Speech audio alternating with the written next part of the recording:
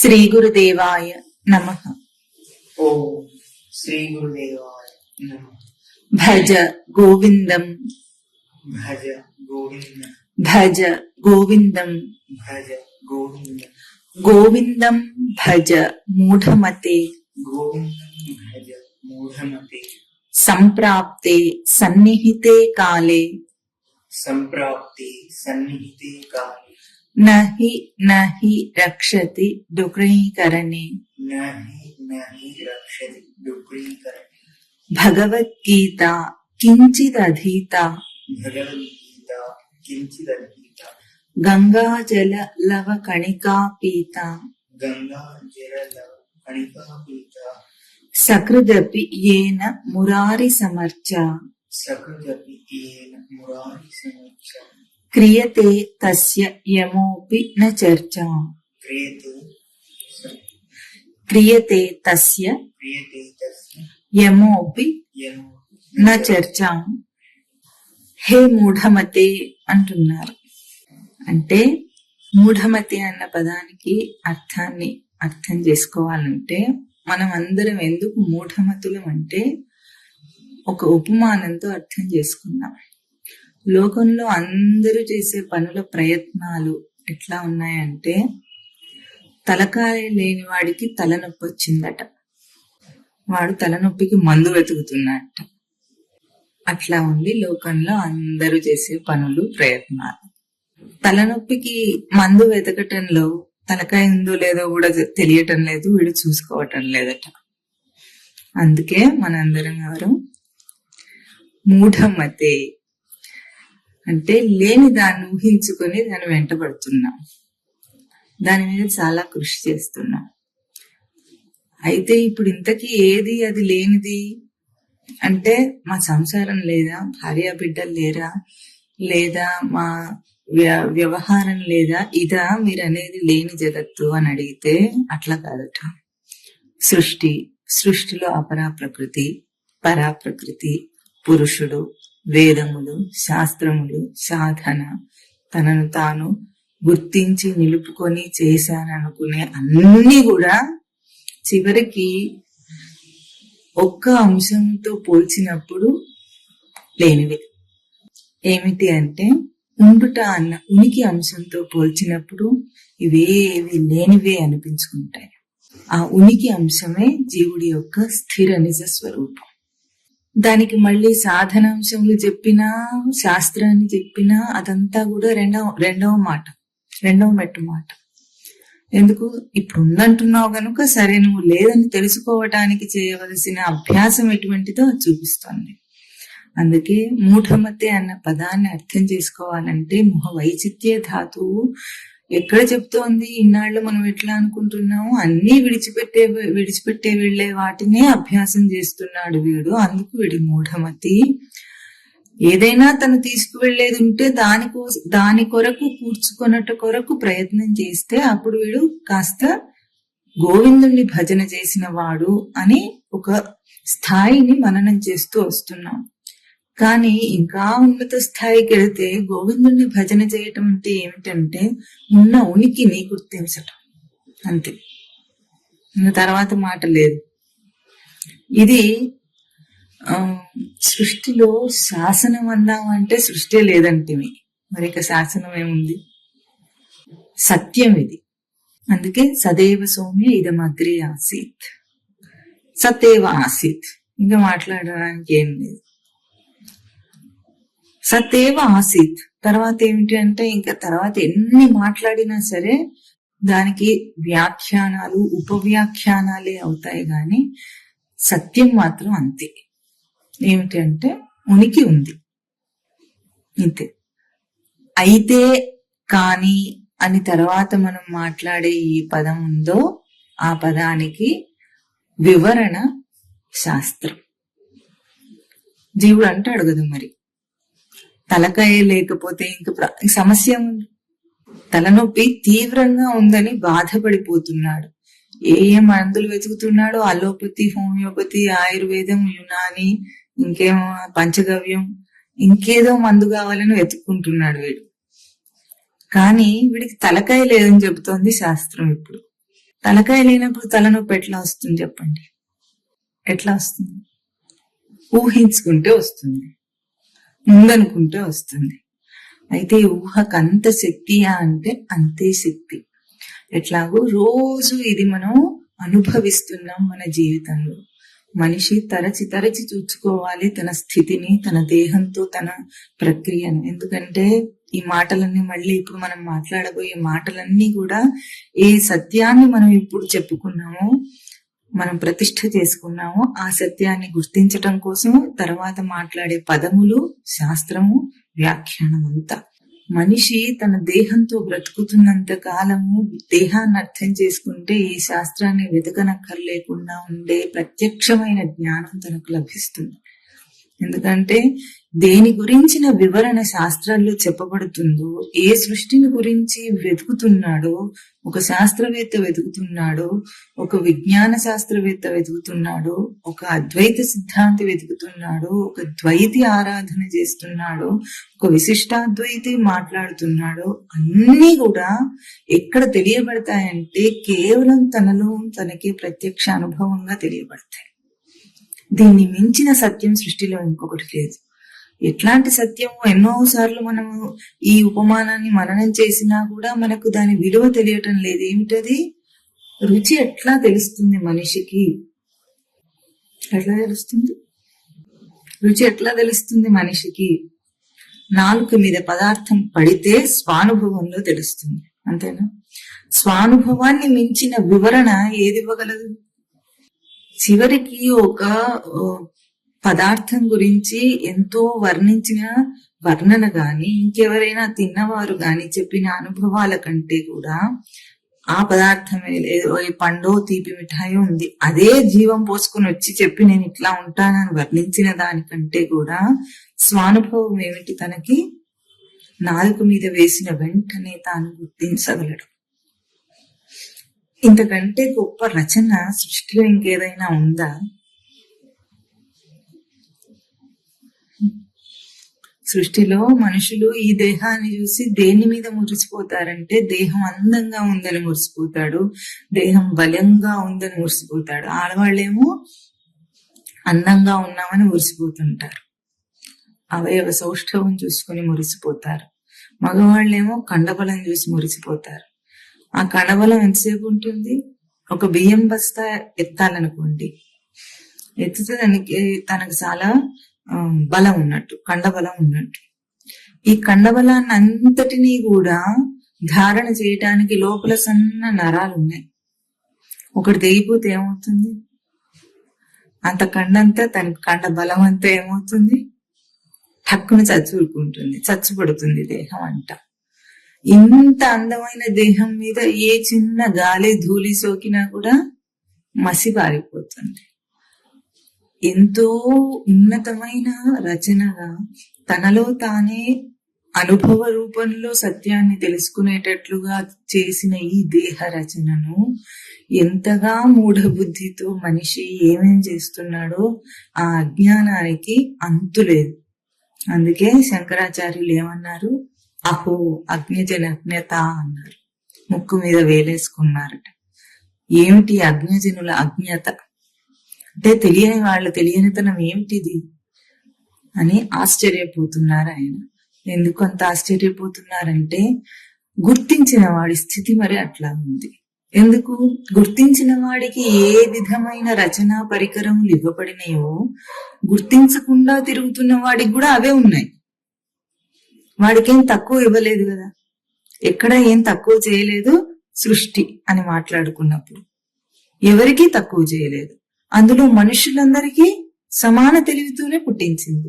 సమానంగా వాళ్ళ లోపల అవయవాలు, అంగములు అన్ని ప్రవర్తిస్తున్నాయి. లోపల అవన్నీ ప్రవర్తించటానికి ఎట్లాంటి మెకానిజం, ఎట్లాంటి సిస్టమ్ ఉండాలో అదంతా అట్లాగే ఉంది. ఎవరికి ఏం తక్కువ లేదు. అంటే చెవి వినాలి అన్నాం, చెవితో శబ్దమును వినటము అన్న ఆ రచనలో తనను తాను వినుట, పోయిన ఏకాదశి రోజు మననం చేశాం. తనను తాను వినుట అన్న రచన అందరికీ సమానమే. ప్రతి దేహం ఉన్న వాడికి అందరికీ సమానమే. ఇప్పుడు గుర్తించిన ఒక జ్ఞాని ఎట్లా ఆశ్చర్యపోతాడు? నాకు చెవి ఉంది, వాడికి చెవి ఉంది. నాకు కళ్ళున్నాయి, వాడికి కళ్ళున్నాయి. ఆ కళ్ళతోనే ఆ కళ్ళ యందు దృష్టిని నిలిపి ఏ దర్శన రూపాన్ని నేను దర్శనం చేశానో అక్కడ వాడు చేయలేకపోతున్నాడే అని ఆశ్చర్యపోవటమే తప్ప అందులో వాళ్ళ అజ్ఞానమును అవహేళన చేయవలసిన అవసరము జ్ఞానికి లేదు. అది అవహేళన కాదు, ఆశ్చర్యం. ఎందుకు తెలియటం లేదు వీడికి అని ఒక ఆశ్చర్యం. అందుకే ఇక్కడ మూఢమతి అన్న పదము అంత లోతైన భావాన్ని సూచన చేస్తుంది శంకరాచార్యులు వాడిన పదం. ఇప్పుడు దానికి అక్కడ ఉపాయం ఏం చూపించారని మనం మననం చేస్తున్నాం. గోవిందం భజ. ఇప్పుడు లేని సృష్టిలో గోవిందుడు ఎవరు, గోవిందుని భజన చేసేవాడెవరు, భజన చేయటం అంటే ఏమిటి అన్న ప్రశ్నలు వస్తాయి.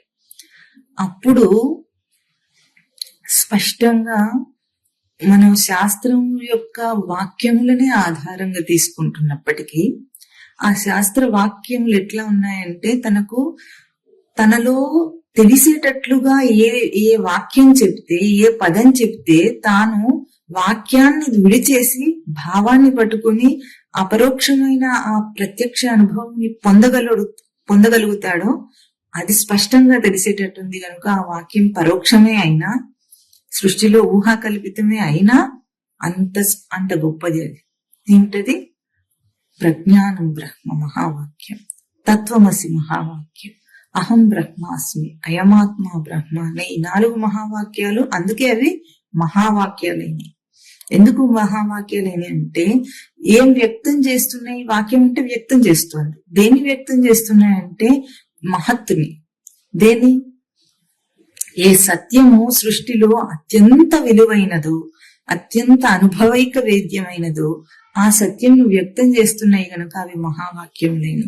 ఆ తర్వాత ఆ మహావాక్యముల ఆధారంగా మనం మనలోనే గుర్తించిన ఆ స్వరూపాన్ని గుర్తించిన తర్వాత ఇంకా మహావాక్యంతో పని లేదు, ఉపనిషత్తుతో పని లేదు. ఇదివరకు ఒకసారి మననం చేసాం. బట్టకి మరక అంటింది, ఎట్లా ఉతుకుతున్నాము? సర్ఫ్ వేసి ఉతుకుతున్నాం. సర్ఫ్ కడిగేయటం అందరికీ తెలుసు, కానీ ఆ సర్ఫ్ ని, ఆ సబ్బుని ఏ నీళ్లతో కడిగామో నీళ్లను కూడా ఎండబెట్టేస్తాం మనం. అప్పుడే అది యోగ్యమైంది. అది ఎట్లాగో దేని ఆధారంగా తెలుసుకున్నా సరే చివరికి ఈ మహావాక్యం యొక్క భావాన్ని ఆధారంగా తీసుకుని ఏ దేహమునందు తాను ఆ ప్రక్రియను గుర్తించగలిగాడో ఆ వాక్యము, ఈ దేహము అన్ని అసత్యములను తెలుసుకుంటాడు చివరికి. మరి ఏది సత్యం? తనలో తనకు తెలిసింది సత్యం, తనలో తను గుర్తించింది సత్యం. ఇంతకంటే సత్యం సృష్టిలో ఇంకొకటి లేదు లేదు లేదు. అందుకే ఇవాళ చెప్పబోయేది శంకరాచార్యులు వారు చెప్తున్న శ్లోకము దాని ఏ స్థాయిలో మననం చేసినప్పటికీ అత్యున్నత స్థాయిని పలికింది. ఎట్లాగూ భగవద్గీత కించిత్ అధీత, భగవద్గీతను కించిత్ మాత్రమైనా అధ్యయనం చేసిన వాడైనాను. గంగాజలలవ కణికాపీత, గంగాజలం యొక్క ఒక్క నీటి బిందువునైనా సరే ఆచమనం చేసిన వాడైనను, పీత అంటే త్రాగిన వాడైనను, సకృదపి ఏన మురారి సమర్చ, ఎవరు మురారిని సమర్చ. మురారి అంటే అక్కడ కృష్ణుడనే అనుకుందాం. ఒక్కసారైనా సరే ఆ కృష్ణుణ్ణి అర్చించినప్పటికీ తస్య యమః అపి చర్చాం న క్రియతే, వాడి గురించిన చర్చ యముడు చెయ్యడట. యముడు చర్చించటం ఏమిటంటే మన గురించి చర్చ చేస్తున్నాడా యముడేమైనా? ప్రతి జీవుడి గురించి అక్కడ యమలోకంలో ఏం చేస్తాడట? చిత్రగుప్తుని పెట్టుకుని ఒక పెద్ద ఫైల్ ఉంటుంది, సినిమాల్లో మనం చూసినట్టు.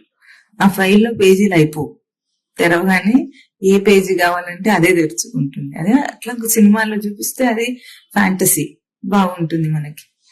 అట్లాంటి ఒక పుస్తకం పెట్టుకొని వీళ్ళిద్దరూ కూర్చొని ఒక్కొక్క జీవుడి యొక్క చిట్టా గురించిన చర్చ చేసుకుంటారు. అంటే ఎట్లా ఉంటుంది మనకి? ఆయనకి ఇంకేం వేరే పని లేదు. పని ఉన్నా ఇదే పని ఉంటే ఇన్ని కోటాను కోట్ల జీవరాశులు ఉన్నాయని చెప్పబడి ఇన్ని జీవరాశులందరి పాపపుణ్యాలను లెక్క కట్టుకుంటూ వీడి ఫైల్ అంతా మెయింటైన్ చేస్తూ ఇంకా ఆయనకి ఎన్ని గంటలు మనలాగా కాకపోయినా దేవలోకంలో ఉండే గంటలు కాలం వేరుగా చెప్పబడినా అంత సమయమే ఇచ్చినా ఆయనకు సమయం ఉండదు. ఇంకా అట్లా మన గురించి చర్చ చేస్తున్నాడేమో యముడు అనుకుంటాం మనం.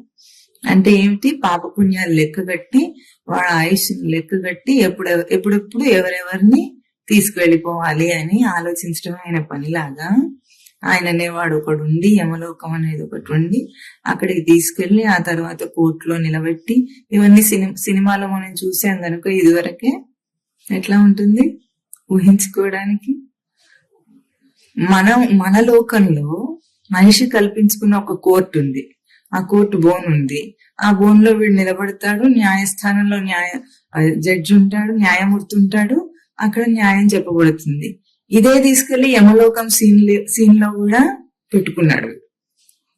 అది యమలోకంలో ఉందో లేదో ఇట్లాగే ఒక బోన్ ఉంటుంది, దాంట్లో నిన్న నిలబెడతారో లేదో తెలియదు. కాకపోతే ఏమిటి, మన లోకంలో మనకు ఒక కోర్టు ఉంది కనుక, న్యాయస్థానం ఉంది కనుక, ఒక న్యాయమూర్తి ఉంటాడు కనుక, ఆ తర్వాత వాదించే న్యాయవాదులు ఉంటారు కనుక ఆ బోన్ ఉంటుంది. అందులో నిలబెడతారేమో, అట్లాగే మన గురించిన చర్చ జరుగుతుందేమో, దాన్ని వాయిదా వేస్తూ వేస్తూ. మన లోకంలో అయితే ఎట్లా ఉంటుంది, వాడి మీద ఏదైనా కేసు వేస్తే వాడు చచ్చేదాకా ఆ కేసు అట్లాగే ఉంటుంది. వాడు చచ్చిపోయిన తర్వాత కొట్టేస్తారేమో, మరి ఏం చేస్తారు, అట్లా పెండింగ్ లో పెడతాడేమో యముడు కూడా అని అనుకుంటాడు. కానీ చచ్చేపోతున్నాం గనుక సావు వచ్చిన తర్వాత అక్కడికి వెళ్ళిన తర్వాత మళ్ళీ ఇంకా అది పెండింగ్ లో పెట్టి వీడు ఏమైపోతాడు అప్పుడు?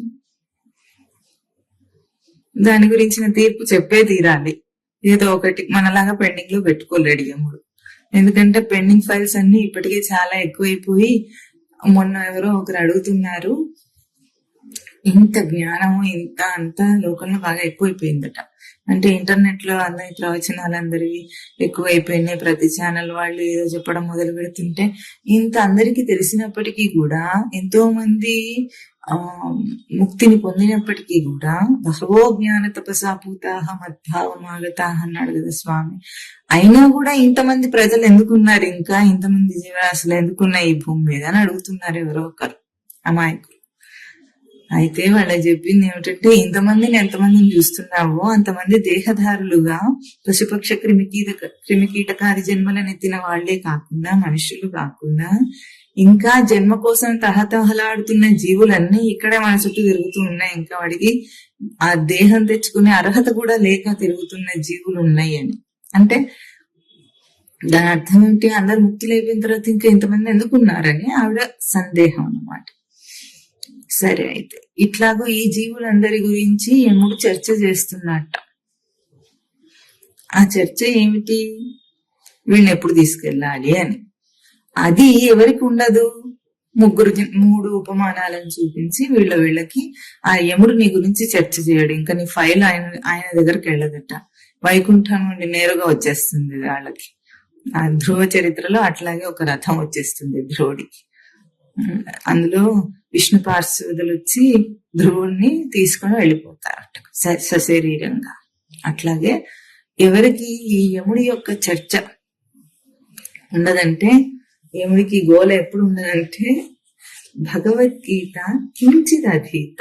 ఎవరైతే భగవద్గీతను కించిత్ మాత్రమైనా అధ్యయనం చేస్తారో వాళ్ళకి అమ్మయ్యా అనుకోవచ్చు. ఇప్పుడు కొంతమంది లోకంలో భగవద్గీత అధ్యయనం చేసే వాళ్ళు ఉన్న వాళ్ళందరూ ఏమనుకుంటారు, ఇంకా అక్కడ చెప్పేశారు కదా, ఏం చెప్పారు శంకరాచార్యుల వారు, ఎవరైతే భగవద్గీత కించిత్ అధీత తస్య యమః అపి న చర్చాం క్రియతే.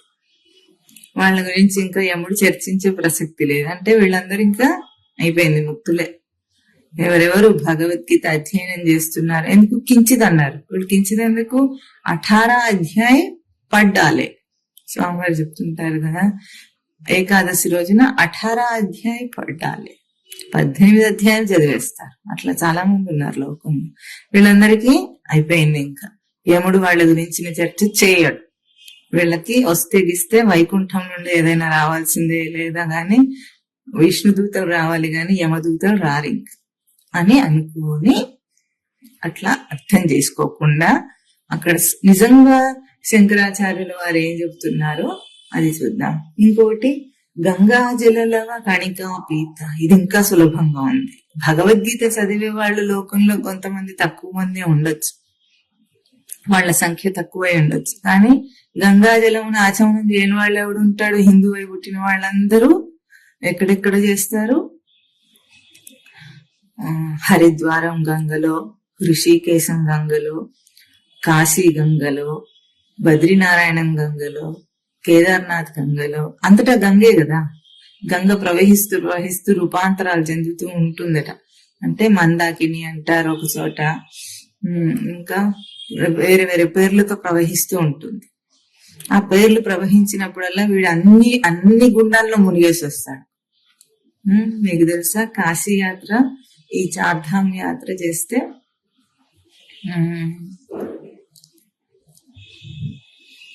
ఒక 15 స్నానాలు అవుతాయి. ఏ గుండం చూపిస్తే ఆ గుండంలో మునిగొస్తాడు. మునిగి తీర్థం తెచ్చుకోవాలి కదా. తీర్థయాత్రకి వెళ్తే తీర్థం తెచ్చుకుంటారు, ఇంటికి వచ్చి తీర్థ పూజ కూడా చేసుకుంటారు. చేసి అందరికీ అన్నం పెట్టి అన్నశాంతి చేసుకుంటాడు వీడు చేసి వచ్చిందని. ఇప్పుడు ఇది చేసే వాళ్ళు అయితే కొల్లలు మన దేశంలో కాదు. భగవద్గీత అంటే చదువుతారు, లేకపోతే లేదు, లేదా తల కింద దిండులాగా పెట్టుకునే వాళ్ళు ఉంటారు. కానీ గంగలో మునిగి గంగ తీర్థం తీసుకోమంటే పెద్ద విశేషమే ఉంది, కష్టమే ఉంది. అయితే ఇందులో కూడా ఒకటి, ఇప్పుడు కాలంలో సమస్య ఏమిటంటే ఆ గంగ నీళ్ళు తాగితే వీడు అప్పుడే హరి అంటాడు. ఎందుకంటే అంత కలుషితమైన నీళ్లు ఉన్నాయి ఇప్పుడు గంగలో కనుక. అయితే అటువంటి గంగనే చెప్పారా, శంకరులు ఏం చెప్పారో దాన్ని కూడా విచారణ చేద్దాం. ఇది చాలా సులభం దానికంటే. సకృదపి ఏన మురారి సమర్చ, ఏన మురారి సమర్చ సకృతపి, అప్పటికప్పుడే ఏమవుతుంది? ఇంకా యముడు వీడిని మరచిపోతాడట.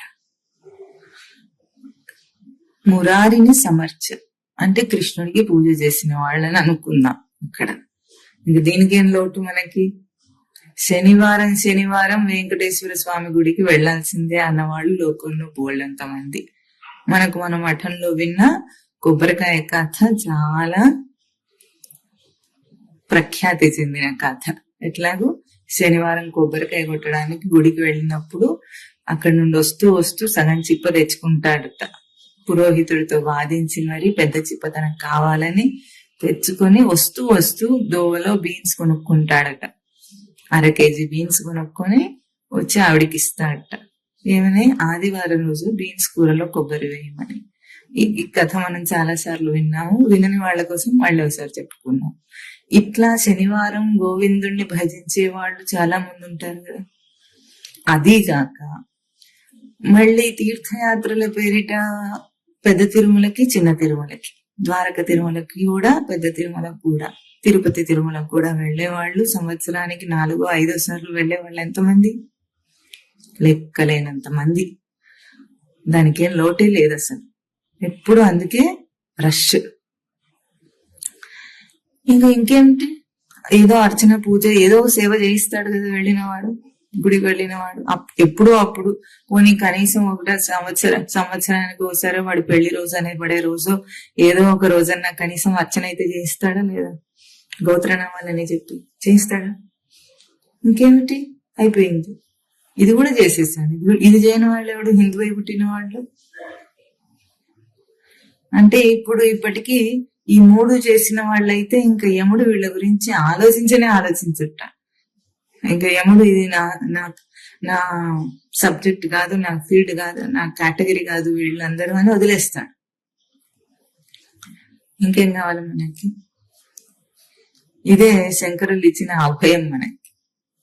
అట్లా అనుకుంటే, అందుకే మనం అప్పుడు ఏమంటారు శంకరులు, ఇట్లా అర్థం చేసుకుంటే ముక్కకు ముక్క ప్రసిద్ధార్థం అర్థం చేసుకొని సరిపోయింది అనుకొని సాచురేట్ అయిపోతే అప్పుడే మూఢమతే అంటున్నారు మనందరినీ శంకరాచార్యులు.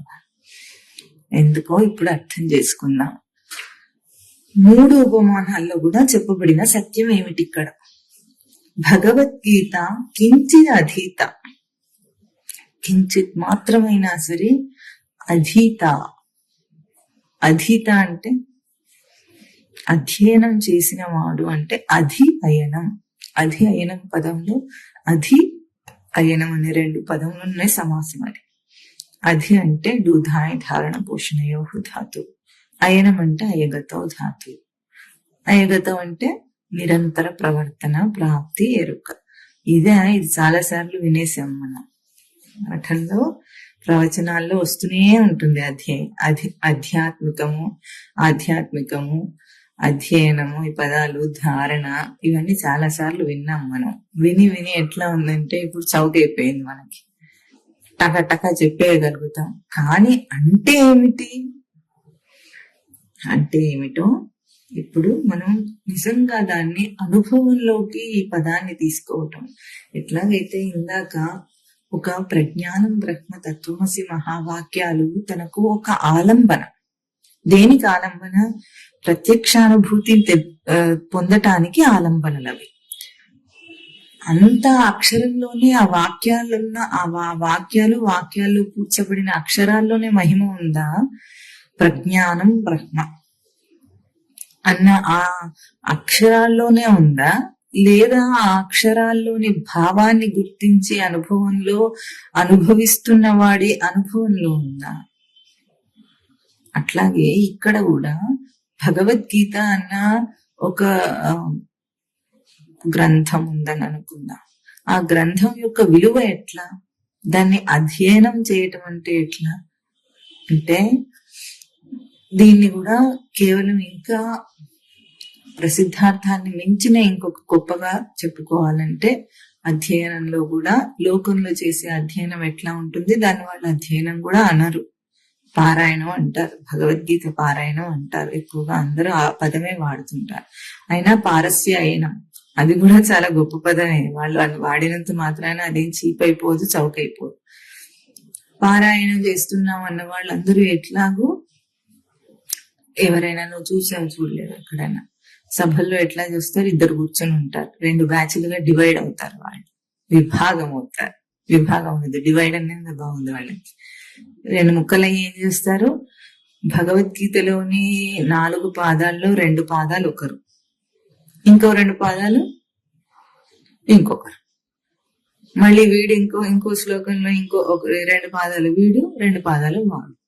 ఇప్పుడు ఇద్దరు కలిసి పారాయణం చేసి భగవద్గీత పూర్తి పారాయణం ఏమైంది, వీడు సగం చేశాడు, వాడు సగం చేశాడు, ఇద్దరు సగం సగమే చేస్తారు దాన్ని. అట్లా చేసి పూర్తయింది అనిపిస్తారు. వినే శ్రోతలకు మాత్రం మొత్తం వస్తుంది. వాడు శ్రోతలు చెప్తే శ్రోతలకు పూర్తి పారాయణం అవుతుంది, వీడికేమో సగం పారాయణం అవుతుంది.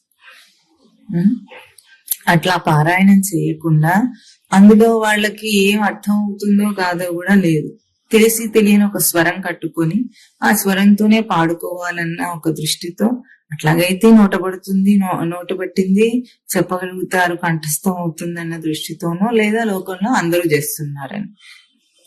లోకంలో 98% అందరూ చేసేది ఏమిటంటే, లోకంలో అందరూ గుడ్డిగా వెళుతుంటే అట్లాగే గుడ్డిగా వెడుగు చేస్తుంటాడు. గొర్రెదాట అంటే మొన్న స్వామివారు చెప్పారు, గుర్తుందా? గుర్తులేదు. గొర్రెల మంద వెళుతుందట, ఆ మందలోంచి ఒక గొర్రె పక్కకి వెళ్ళిపోయిందట. అయితే మిగతా గొర్రెలన్నీ కూడా ఈ గొర్రెని అనుసరిస్తూ వెళ్ళిపోతున్నాయి. ఎందుకు వెళ్ళింది అది? పొరపాటున వెళ్ళింది అది.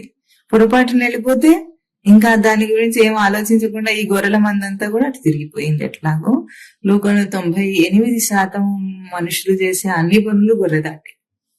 గతానుగతికో లోక నలోక పారమార్థిక. ఆ 2% మిగిలిన వాళ్ళు ఏదైనా చెప్తే వీడికి వింత ఒకటి పోని నమ్మకం కలిగి విశ్వాసం కలిగిన వీడికి ఎట్లా ఉంటుంది, నేను చేయలేను ఆ పని అంటాడు.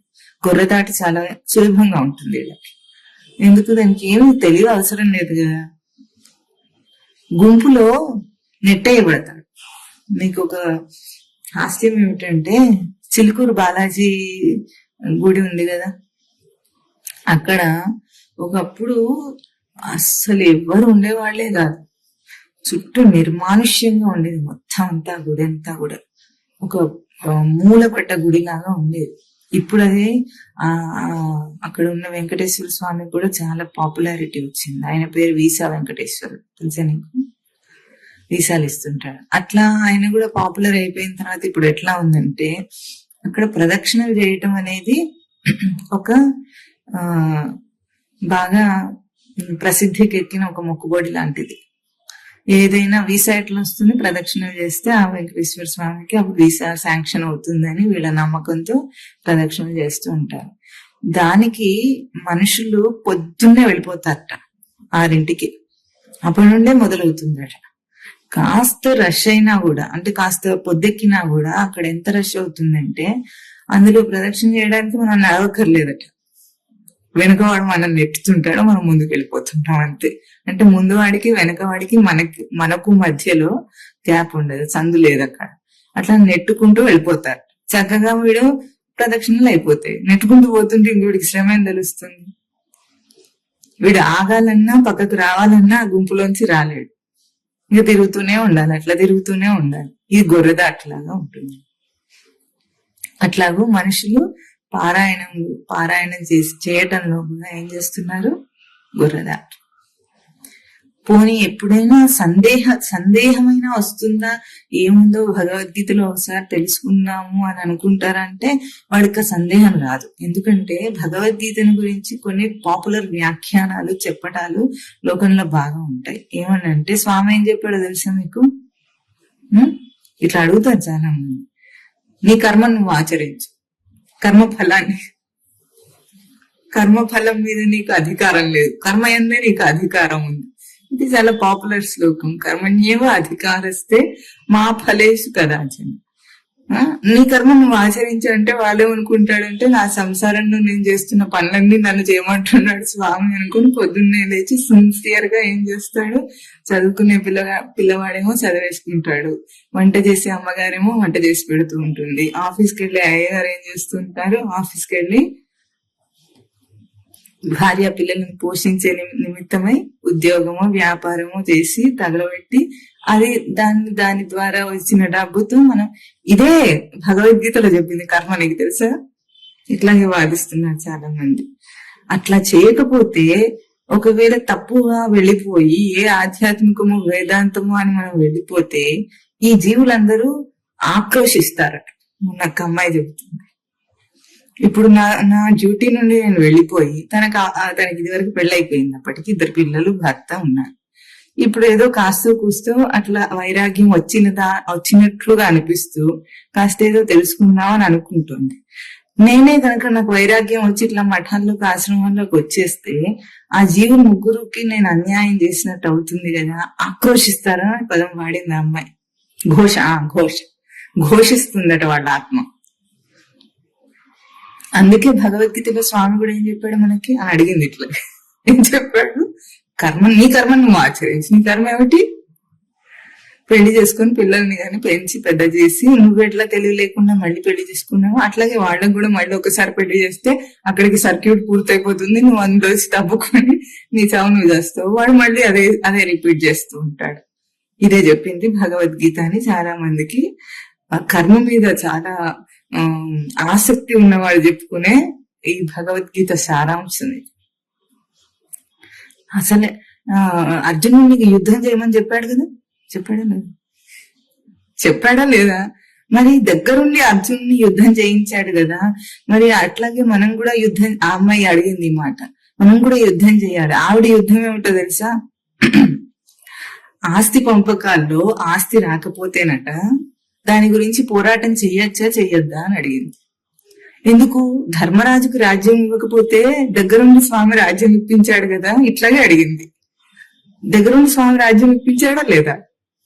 అంతమంది చచ్చినా సరే ధర్మరాజుకు రాజ్యం రావాలని ఇప్పించాడు అంటే మనం పోరాటం చెయ్యొచ్చు కదా అని అడిగింది. దేనికి కావాలి నీకు అంటే ఆస్తి పంపకాల్లో వాళ్ళు అన్యాయం చేస్తుంటే మనం అన్యాయాన్ని సహించకూడదు కదా అని అడిగింది. ఓహో, ఇదా భగవద్గీత చెప్పిన సారాంశం ఏమిటంటే ఇప్పుడు ఎంతకీ ఏమిటంటే ఆస్తి పంపకాల కోసం కోర్టుకు వెళ్ళొచ్చు. ఇంకా దాయాదులతో పోరాటం చేయొచ్చు, తిట్టుకోవచ్చు, కొట్టుకోవచ్చు, ఏమైనా చేయొచ్చు అన్నమాట. ఇది భగవద్గీత సారాంశం. ఆ అమ్మాయి చెబుతున్న సారాంశం. ఎందుకు పాండవులు అదే చేశారు.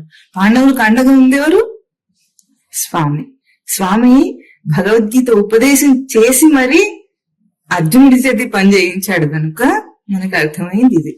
చివరికి ఆ రష్యా వాడేమో భగవద్గీతను బ్యాన్ చేశాడట. ఎందుకు? వాడు ప్రథమాధ్యాయం ఒకటి చదువుకున్నట్టున్నాడు, రెండో అధ్యాయానికి వెళ్ళలేదు వాడు. ఎందుకు? అందరు చచ్చిపోతున్నారు, అందరు చచ్చిపోయారు కథలో. భారత కథ చదువుకున్నాడు కానీ భగవద్గీత 18 అధ్యాయాలు చదువుదామని వాడు అనుకున్నట్లున్నాడు. రెండో అధ్యాయం చదివినా సరిపోయేది అప్పటికి. కానీ ఆ పని చేయకుండా ప్రథమాధ్యాయం అర్జున ఉవాచ శ్లోకాలు మాత్రమే చదువుకున్నట్టున్నాడు, బ్యాన్ చేసేసాడు. ఇట్లా లోకంలో చాలా పాపులర్ అయిన అర్థాలు భగవద్గీతకి వ్యాఖ్యానాలు అందరికీ తెలిసినవి. అందరూ పండితులు ఇట్లా చేస్తారని అనటం లేదు, వాళ్ళని ఎగతాళి చేయటం లేదు. అంటే ప్రజలు చదవకుండానే ఊహించుకునే భగవద్గీత సారాంశం అన్నమాట. దీన్ని ఇట్లా ఒక సారాంశం వాళ్ళకి తెలుసు కనుక పారాయణం చేస్తే చేయాలంతే. కానీ ఎక్కడైనా ఏ శ్లోకంలో ఏ పదాన్నైనా పోని దాని అర్థమైనా ఏముంటుందా అని ఒకసారి డౌట్ రాదు వీడికి. వస్తే బెనిఫిట్ ఆఫ్ డౌట్ కింద వాడికి కాస్త పుస్తూ అర్థమైపోతుంది. కానీ ఆ సందేహమే రాకుండా జీవితకాలం అంతా ఏకాదశికి భగవద్గీత పారాయణం చేస్తారు. దాన్నే 18 అధ్యాయ పడ్డాలే చదివి పారేశాడు. చదివి ఏం చేశాడు? చదివి పారేశాడట. ఇది భగవద్గీత అధ్యయనం కాదు. అటువంటి వాళ్ళకి యముడు చర్చించడని కాదు ఇక్కడ అర్థం చెప్పింది. అట్లా అయితే కించిత్ అని ఎందుకు అంటాడు శంకరుడు? అన్నారు కదా, కించిత్ మాత్రమైనా అన్నారు. కించిత్ అంటే ఏ కొంచెమైనా సరే అన్నారు. అంటే ఆ 18 చదవక్కర్లేదా? ఓహో అట్లాగా చెప్పరే మరి అని మన పుస్తకంలో ఉండే చివరికి గీతా మహాత్యం, శ్రీవరాహోపనిషత్తులో చెప్పిన గీతా మహాత్యం ప్రకారంగా రోజు ఒక అధ్యాయం చదువు, చేత కాకపోతే 5 శ్లోకాలు చదువు, లేకపోతే 2 శ్లోకాలు చదువు, లేకపోతే అర్థ శ్లోకం చదువు. చివరికి అది కూడా చేత కాకపోతే ఒక లావైన భగవద్గీతను తీసుకొని దిండుగా పెట్టుకొని పడుకో, అప్పుడు నీకు ముక్తి వచ్చేస్తుంది. ఇదే గీతా మహాత్యం అని శ్రీవరాహ పురాణంలో ఉన్నదని మన పుస్తకంలో చివరిలో స్వామివారు వ్యాఖ్యానం చేశారు హాస్యంగా. ఇది గీతా మహాత్యం కాదు, ఇది భగవద్గీతను పారాయణం చేయటం కాదు. మరి ఏమిటా? ఏ భగవద్గీతను అధ్యయనం చేస్తే యముడు నా గురించి ఆలోచించడు అని అర్థం చేసుకోవటానికి ముందు యముడు తన గురించిన చర్చ చేయటం అంటే ఏమిటో అర్థం చేసుకుందాం తత్వపరంగా. యముడు అంటే ఎక్కడో ఉన్న ఒక యమధర్మరాజు కూరలతో మీసాలతో దున్నపోతు మీద ఎక్కి కూర్చొని సింహాసనం మీద కూర్చొని ఒక యమలోకము, దానికేమో మంటలు ఉంటాయి, నరకలోక ఆక్రోదనలన్నీ వినిపిస్తూ ఉంటే అవన్నిటిని ఒక మ్యూజిక్ లాగా తీసుకుని ఉండే యముడు కాదు అక్కడ. యముడు అంటే యమ ఉపరమే ధాతు. తనకు తాను కట్టుబడి ఉండుటే యమ లక్షణం. ఎవరైతే భగవద్గీతను కించిత్ మాత్రం అధ్యయనం చేస్తారో వాడికి చర్చ లేదు అక్కడ, అంటే ప్రస్తావన లేదు. నేనేదో కట్టుబాటు పెట్టుకొని నేనేదో చేస్తున్నానని, ఇప్పుడు ఎట్లాగో సాధన నియమాలు ఆచరిస్తున్నానని, చాలా కష్టపడిపోతున్నానని, నియమించుకుంటున్నానని అని ఒక భారమైన నియమ సాధనగా కానీ వాడి జీవితం ఉండదు. ఇక్కడ చర్చ లేదు దానికి. అంటే యమ లక్షణం అనేది ఎవరి చేతనో నీ మీద ఇంపోజ్ చేయబడి, ఎవరో చేయమంటే నువ్వు చేస్తున్నట్లుగా ఉండదు. వాడికి కించిత్ అతీత, వాడికి అటువంటి అవసరం లేదు. అంటే ఇప్పుడు ఒక పతివ్రత అయిన స్త్రీ ఉందనుకోండి లోకంలో, ఇప్పుడు కాలం కాకుండా కాస్త పాత కాలంలో ఆలోచిస్తే ఇప్పటికి కూడా ఉన్నారు మహానుభావులు, అటువంటి వాళ్ళకి నమస్కారం. కాని వాళ్ళు ఎవరైనా ఉంటే వాళ్ళు ఒక పరాయి పురుషుని గురించిన ఆలోచన రాకూడదు అని ఎవరు నేర్పించరు. భారతదేశంలో వైవాహిక వ్యవస్థ ఒక కట్టుబాటును ఎట్లా తీసుకొచ్చిందంటే, అప్పటికి పురుషుడికి కూడా ఇదే సత్యం. ఒక పురుషుడికి స్త్రీ, స్త్రీకి పురుషుడితో ఒక బంధం ఏర్పాటు చేసి, వివాహ బంధం ఏర్పాటు చేసిన తర్వాత వాళ్ళిరువురు కూడా అన్య పురుషుడి మీద, అన్య స్త్రీ మీద దృష్టి పోకుండా వేరే ఎవరిని ఆ కామ దృష్టితో చూడకుండా ఉండటం అనేది ఎవరు చెప్పి నేర్పించక్కర్లేదు. అది ఇన్బిల్ట్ గా ఉంటుంది వాళ్ళకి. అది భారతదేశ సంస్కృతి. అంటే ఇంకొక పురుషుడిని చూస్తే కామ దృష్టి రాదు స్త్రీకి, ఇంకొక స్త్రీని చూస్తే కామ దృష్టి రాదు పురుషుడికి. సహజంగా అట్లా ఉండాలి, అది సహజం, సహజ స్థితి అంటే అది. ఇప్పుడు ఎవరు నియమించారు అక్కడ అంటే ఎవరు నియమించలేరు. ఎవరైనా నియమిస్తారా దాన్ని? లేదు. అంటే సహజంగానే, సహజం అంటేనే ఎవరో చేసింది, నియమించింది కాదు, తనకు తనకే కలిగింది, తనలో తనకే కలిగిన భావం సహజం అంటే. అట్లా ఎట్లా ఉంటుందో అట్లాగే ఒక నియమమునకు కట్టుబడటము అనేది మనిషికి భారం ఎప్పుడవుతుందంటే, ఎవరో చెబితే, శాస్త్రం చెబితే, గురువు చెబితే, ఆశ్రమంలో చెబితే యాజ్ ఎ రూల్ పెడితే చేస్తున్నాం అని అనుకుంటున్న వాడు నియమాన్ని ఆచరించిన వాడే కాదు ఇప్పటికీ. అసలు అట్లా ఉండకుండా భగవద్గీతను కించితైనా అధ్యయనం చేసిన వాడైతే వాడు ఆ సహజ స్థితిలో ఉంటాడని చెప్తున్నారు. అది ఎటువంటి సహజ స్థితియో, ఆ యమ లక్షణం, నిజమైన యమ లక్షణం ఏమిటో, భగవద్గీత యొక్క అధ్యయనం ఏమిటో ఒకసారి మనం చేద్దాం. అధ్యయనం అంటే ధారణ, ధారణను నిలుపుకున్న ప్రవర్తన. ధారణను నిలుపుకున్న ప్రవర్తన అధి అయనం. నిలుపుకున్నదంటే ఎట్లాగో, నిలుపుకోవటం అంటే ఎట్లా ఉంటుంది? దాని విలువను గుర్తించి తనలో తాను నిలుపుకుంటేనే దాన్ని నిలుపుకున్న పదం చేత చెప్తాము. ధారణను నిలుపుకోవటం అంటే దేని యొక్క ధారణ? భగవద్గీత యొక్క ధారణ. భగవద్గీత అంటే ఇప్పుడు పంచమ వేదమైన భారతంలో అంతర్గతమైన ఒక గ్రంథం, హిందువుల మత గ్రంథం అని 700 శ్లోకాలతో చెప్పబడిన ఒక గ్రంథం అని కాకుండా భగవద్గీత, భగవంతుడు పలికినది భగవద్గీత. భగవంతుడు ఏం పలికాడు అక్కడ? భగవద్గీత గ్రంథంతోనే పోల్చుకున్నప్పటికీ స్వామి యొక్క ప్రతిష్ట శ్లోకం ఏమిటి? అర్జునుడి తిక్కకి ఒక చెక్ పెట్టింది ఎట్లాగో, నాసతో విద్యతే భావ, నా భావో విద్యతే సత. చెప్పు. నా అసతో విద్యతే భావ, నా అభావో విద్యతే సత, ఉభయోరపి దృష్టోంతస్తు అనయోస్ తత్వదర్శిభిః. ఇది స్వామి యొక్క ప్రతిష్ఠా శ్లోకం. ప్రతిష్ఠ చేశాడు స్వామి. దీనికి అడ్డం వచ్చి, ఇది గ్రహించటానికి అడ్డం వచ్చి, నీకు ఏ ధర్మాలు ఉన్నాయో నువ్వు కల్పించుకున్న ధర్మాలన్నిటినీ, దాన్ని ఏమన్నాడు మళ్ళీ? సర్వధర్మాన్ పరిత్యజ్య మామేకం శరణం వ్రజ అహం త్వా సర్వపాపేభ్యః మోక్షయిష్యామి మా శుచః. ఇది ముక్తాయం. అంటే ఏ సత్యాన్ని స్వామి ప్రతిష్ఠ చేసి చూపించారో ఆ మధ్యలో ఉన్న వ్యాఖ్యానం అంతా పోగా చివరికి ఈ సత్యాన్ని గుర్తించటానికి జీవుడికి అడ్డు వచ్చి తాను కల్పించుకున్న ఏ ధర్మాలు ఉంటాయో వాటన్నిటినీ విడిచిపెట్టి నన్నే శరణ పొందు, నేనునే శరణ పొందు అని స్వామి యొక్క ప్రతిష్ఠ. ఇది భగవంతుడు పలికింది. ఏ భగవంతుడు పలుకుతాడో, ఎక్కడ పలుకుతాడు అంటే, ఈ వాక్యం యొక్క అర్థం ఏమిటి? నా అసతో విద్యతే భావ, నా అభావో విద్యతే సతః. అంటే లేనిది లేదు, లేని దానికి ఉనికి లేదు, ఉనికికి లేని లేదు. ఇది కూడా చెప్పాలా? ఉన్నది ఉన్నదే, లేనిది లేనిదే. ఈ వాక్యం ఎట్లా ఉంది?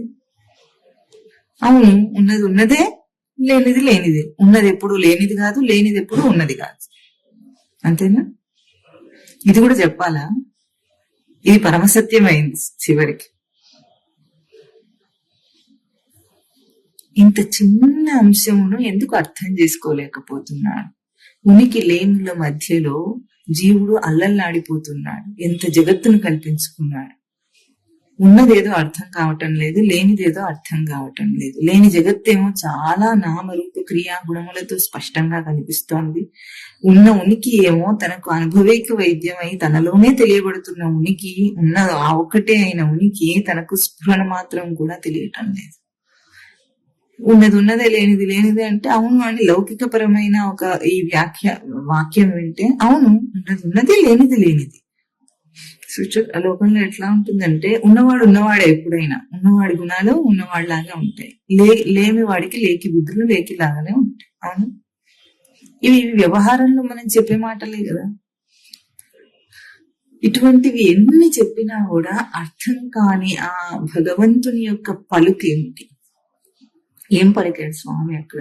దీన్ని కించిత్ మాత్రం అధ్యయనం చేయాలి. అధ్యయనం అంటే క్లుప్తంగా అర్థం ఎట్లాగో నిలుపుకున్న ధారణ, పరప్రవర్తన.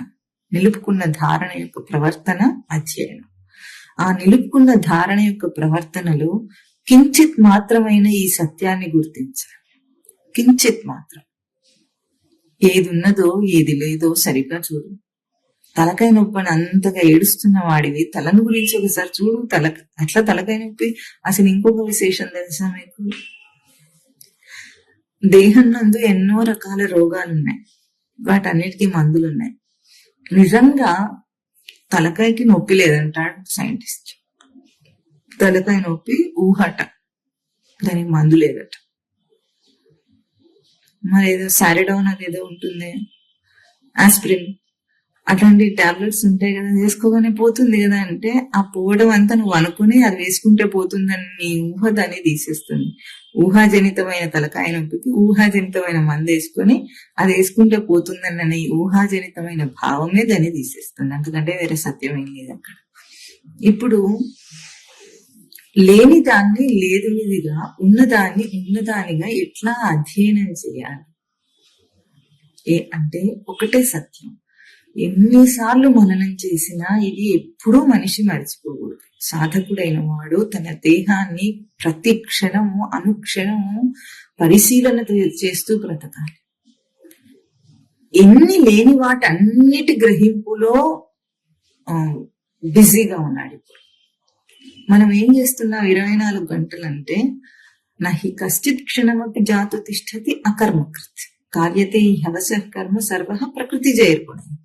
తన ప్రకృతికి తోచినట్లుగా పని చేస్తూనే ఉంటాడు, కానీ ఒక్క క్షణం కూడా, ఒక్క మనిషి కూడా ఒకప్పుడు కూడా ఖాళీగా ఉండడట, కర్మం చేయకుండా ఉండడు.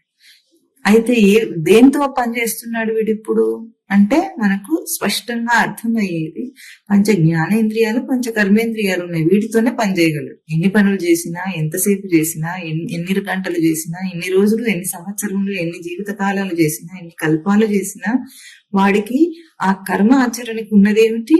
ఇంతే. ఆ 10 ఇంద్రియాలు, దానికి అధిష్టానమైన అంతరింద్రియం, అంతే కదా, ఇంకొకటి లేదు. మనం ఒక్క రోజు జీవిత కాలంలో 24 గంటల్లో ఎన్ని గ్రహింపులని ఈ ఇంద్రియాల ప్రయోగంలో తీసుకుంటున్నాం. మనం ఒక్క చిన్న మాటను ఒక్కరోజు ఆలోచిస్తే వాడికి భగవద్గీత అర్థం అవుతుంది. ఈ రోజు నీకు వచ్చిన అన్ని ఇంద్రియ గ్రహింపులన్నీ కూడా నీ లోపల దాకా, ధారణ దాకా వచ్చినాయా? నీ భగవత్ లక్షణం పలికిందా? భగవత్ లక్షణం అంటే ఏ ఒక్కటే ఉన్నదో, ఉనికి మాత్రమే ఉన్నదో, సత్ లక్షణం మాత్రమే ఉన్నదని మనం అంటున్నాము, అది సత్యము. దాని యొక్క ధారణకు కావలసిన సమృద్ధి రూపాన్ని నిలుపుకోవడానికి కావలసిన, ప్రవర్తింపజేయడానికి కావలసిన శక్తి, జ్ఞాన, తేజో, వీర్య, బల, ఐశ్వర్యములు భగవాన్ లక్షణం. ఇది పలకాలి నీ ప్రతి ప్రవర్తనలో, దశేంద్రియముల గ్రహింపులలో. దశేంద్రియముల చేత నువ్వు ఏం గ్రహిస్తున్నావో, పంచ జ్ఞానేంద్రియముల చేత, పంచ కర్మేంద్రియముల చేత, ఆ అన్నిటిలో ఇది పలికితే అది భగవద్గీత అధ్యయనం అవుతుంది. అప్పుడు ఒక శ్లోకం నేర్చుకొని ఆ శ్లోకాన్ని చదవాలి. ఇందాక మనం చెప్పుకుంటూ మనం దాటేసాం. అయితే లోకంలో పారాయణం చేసే వాళ్ళు ఎట్లా అర్థం లేకుండా చేస్తారో అట్లా కాకుండా మన మఠంలో గురుదేవులు మనకు అందించిన గొప్ప విశేషం ఏమిటంటే భావయుక్త అధ్యయనం అని. దాన్నే మనం అధ్యయనం అంటారు. లోకంలో అందరూ పారాయణమే అంటారు దాన్ని. మన మఠంలో మాత్రం దాన్ని అధ్యయనం అంటున్నాం. అంటే ఒక పదాన్ని భావయుక్తంగా పలికి ఆ పదం యొక్క అర్థాన్ని మననం చేస్తూ చేసేది భావయుక్త అధ్యయనం. ఇది భౌతిక విశేషం, దాన్ని అభ్యాసం చేయటం. ఇక మనం ఇప్పుడు చెప్పుకుంటున్న తత్వం ఎట్లాగంటే ఆ భగవత్ లక్షణములు పలకటం. ఆ పలికిన దాన్ని మనం అధ్యయనం చేయటం అంటే గుర్తింపబడిన గుర్తింపబడిన ప్రవర్తనగా నిలుపుకొని ప్రవర్తించటం. ఎక్కడ చేస్తాం అది? ఒక శ్లోకం ఇప్పుడు నాసుతో విద్యతే భావం నా భావో విద్యతే సదా చెప్పింది. ఉనికికి లేమి లేదు, లేమికి ఉనికి లేదు. ఈ సత్యం మనకు అర్థమైంది. దీన్ని అధ్యయనం చేయటం అంటే ఈ శ్లోకాన్ని భావయుక్తంగా పలికినప్పటికీ, ఎంతో భావాన్ని మనం చేస్తూ పలికినప్పటికీ రోజుకు ఒకసారి చెప్తాం అనుకోండి, రోజుకు 10 సార్లు చెప్పుకుంటాం. అయినప్పటికీ అధ్యయనం అనేది ఎక్కడవుతుంది? తన గ్రహింపులో అవుతుంది. ఎట్లా అవుతుంది?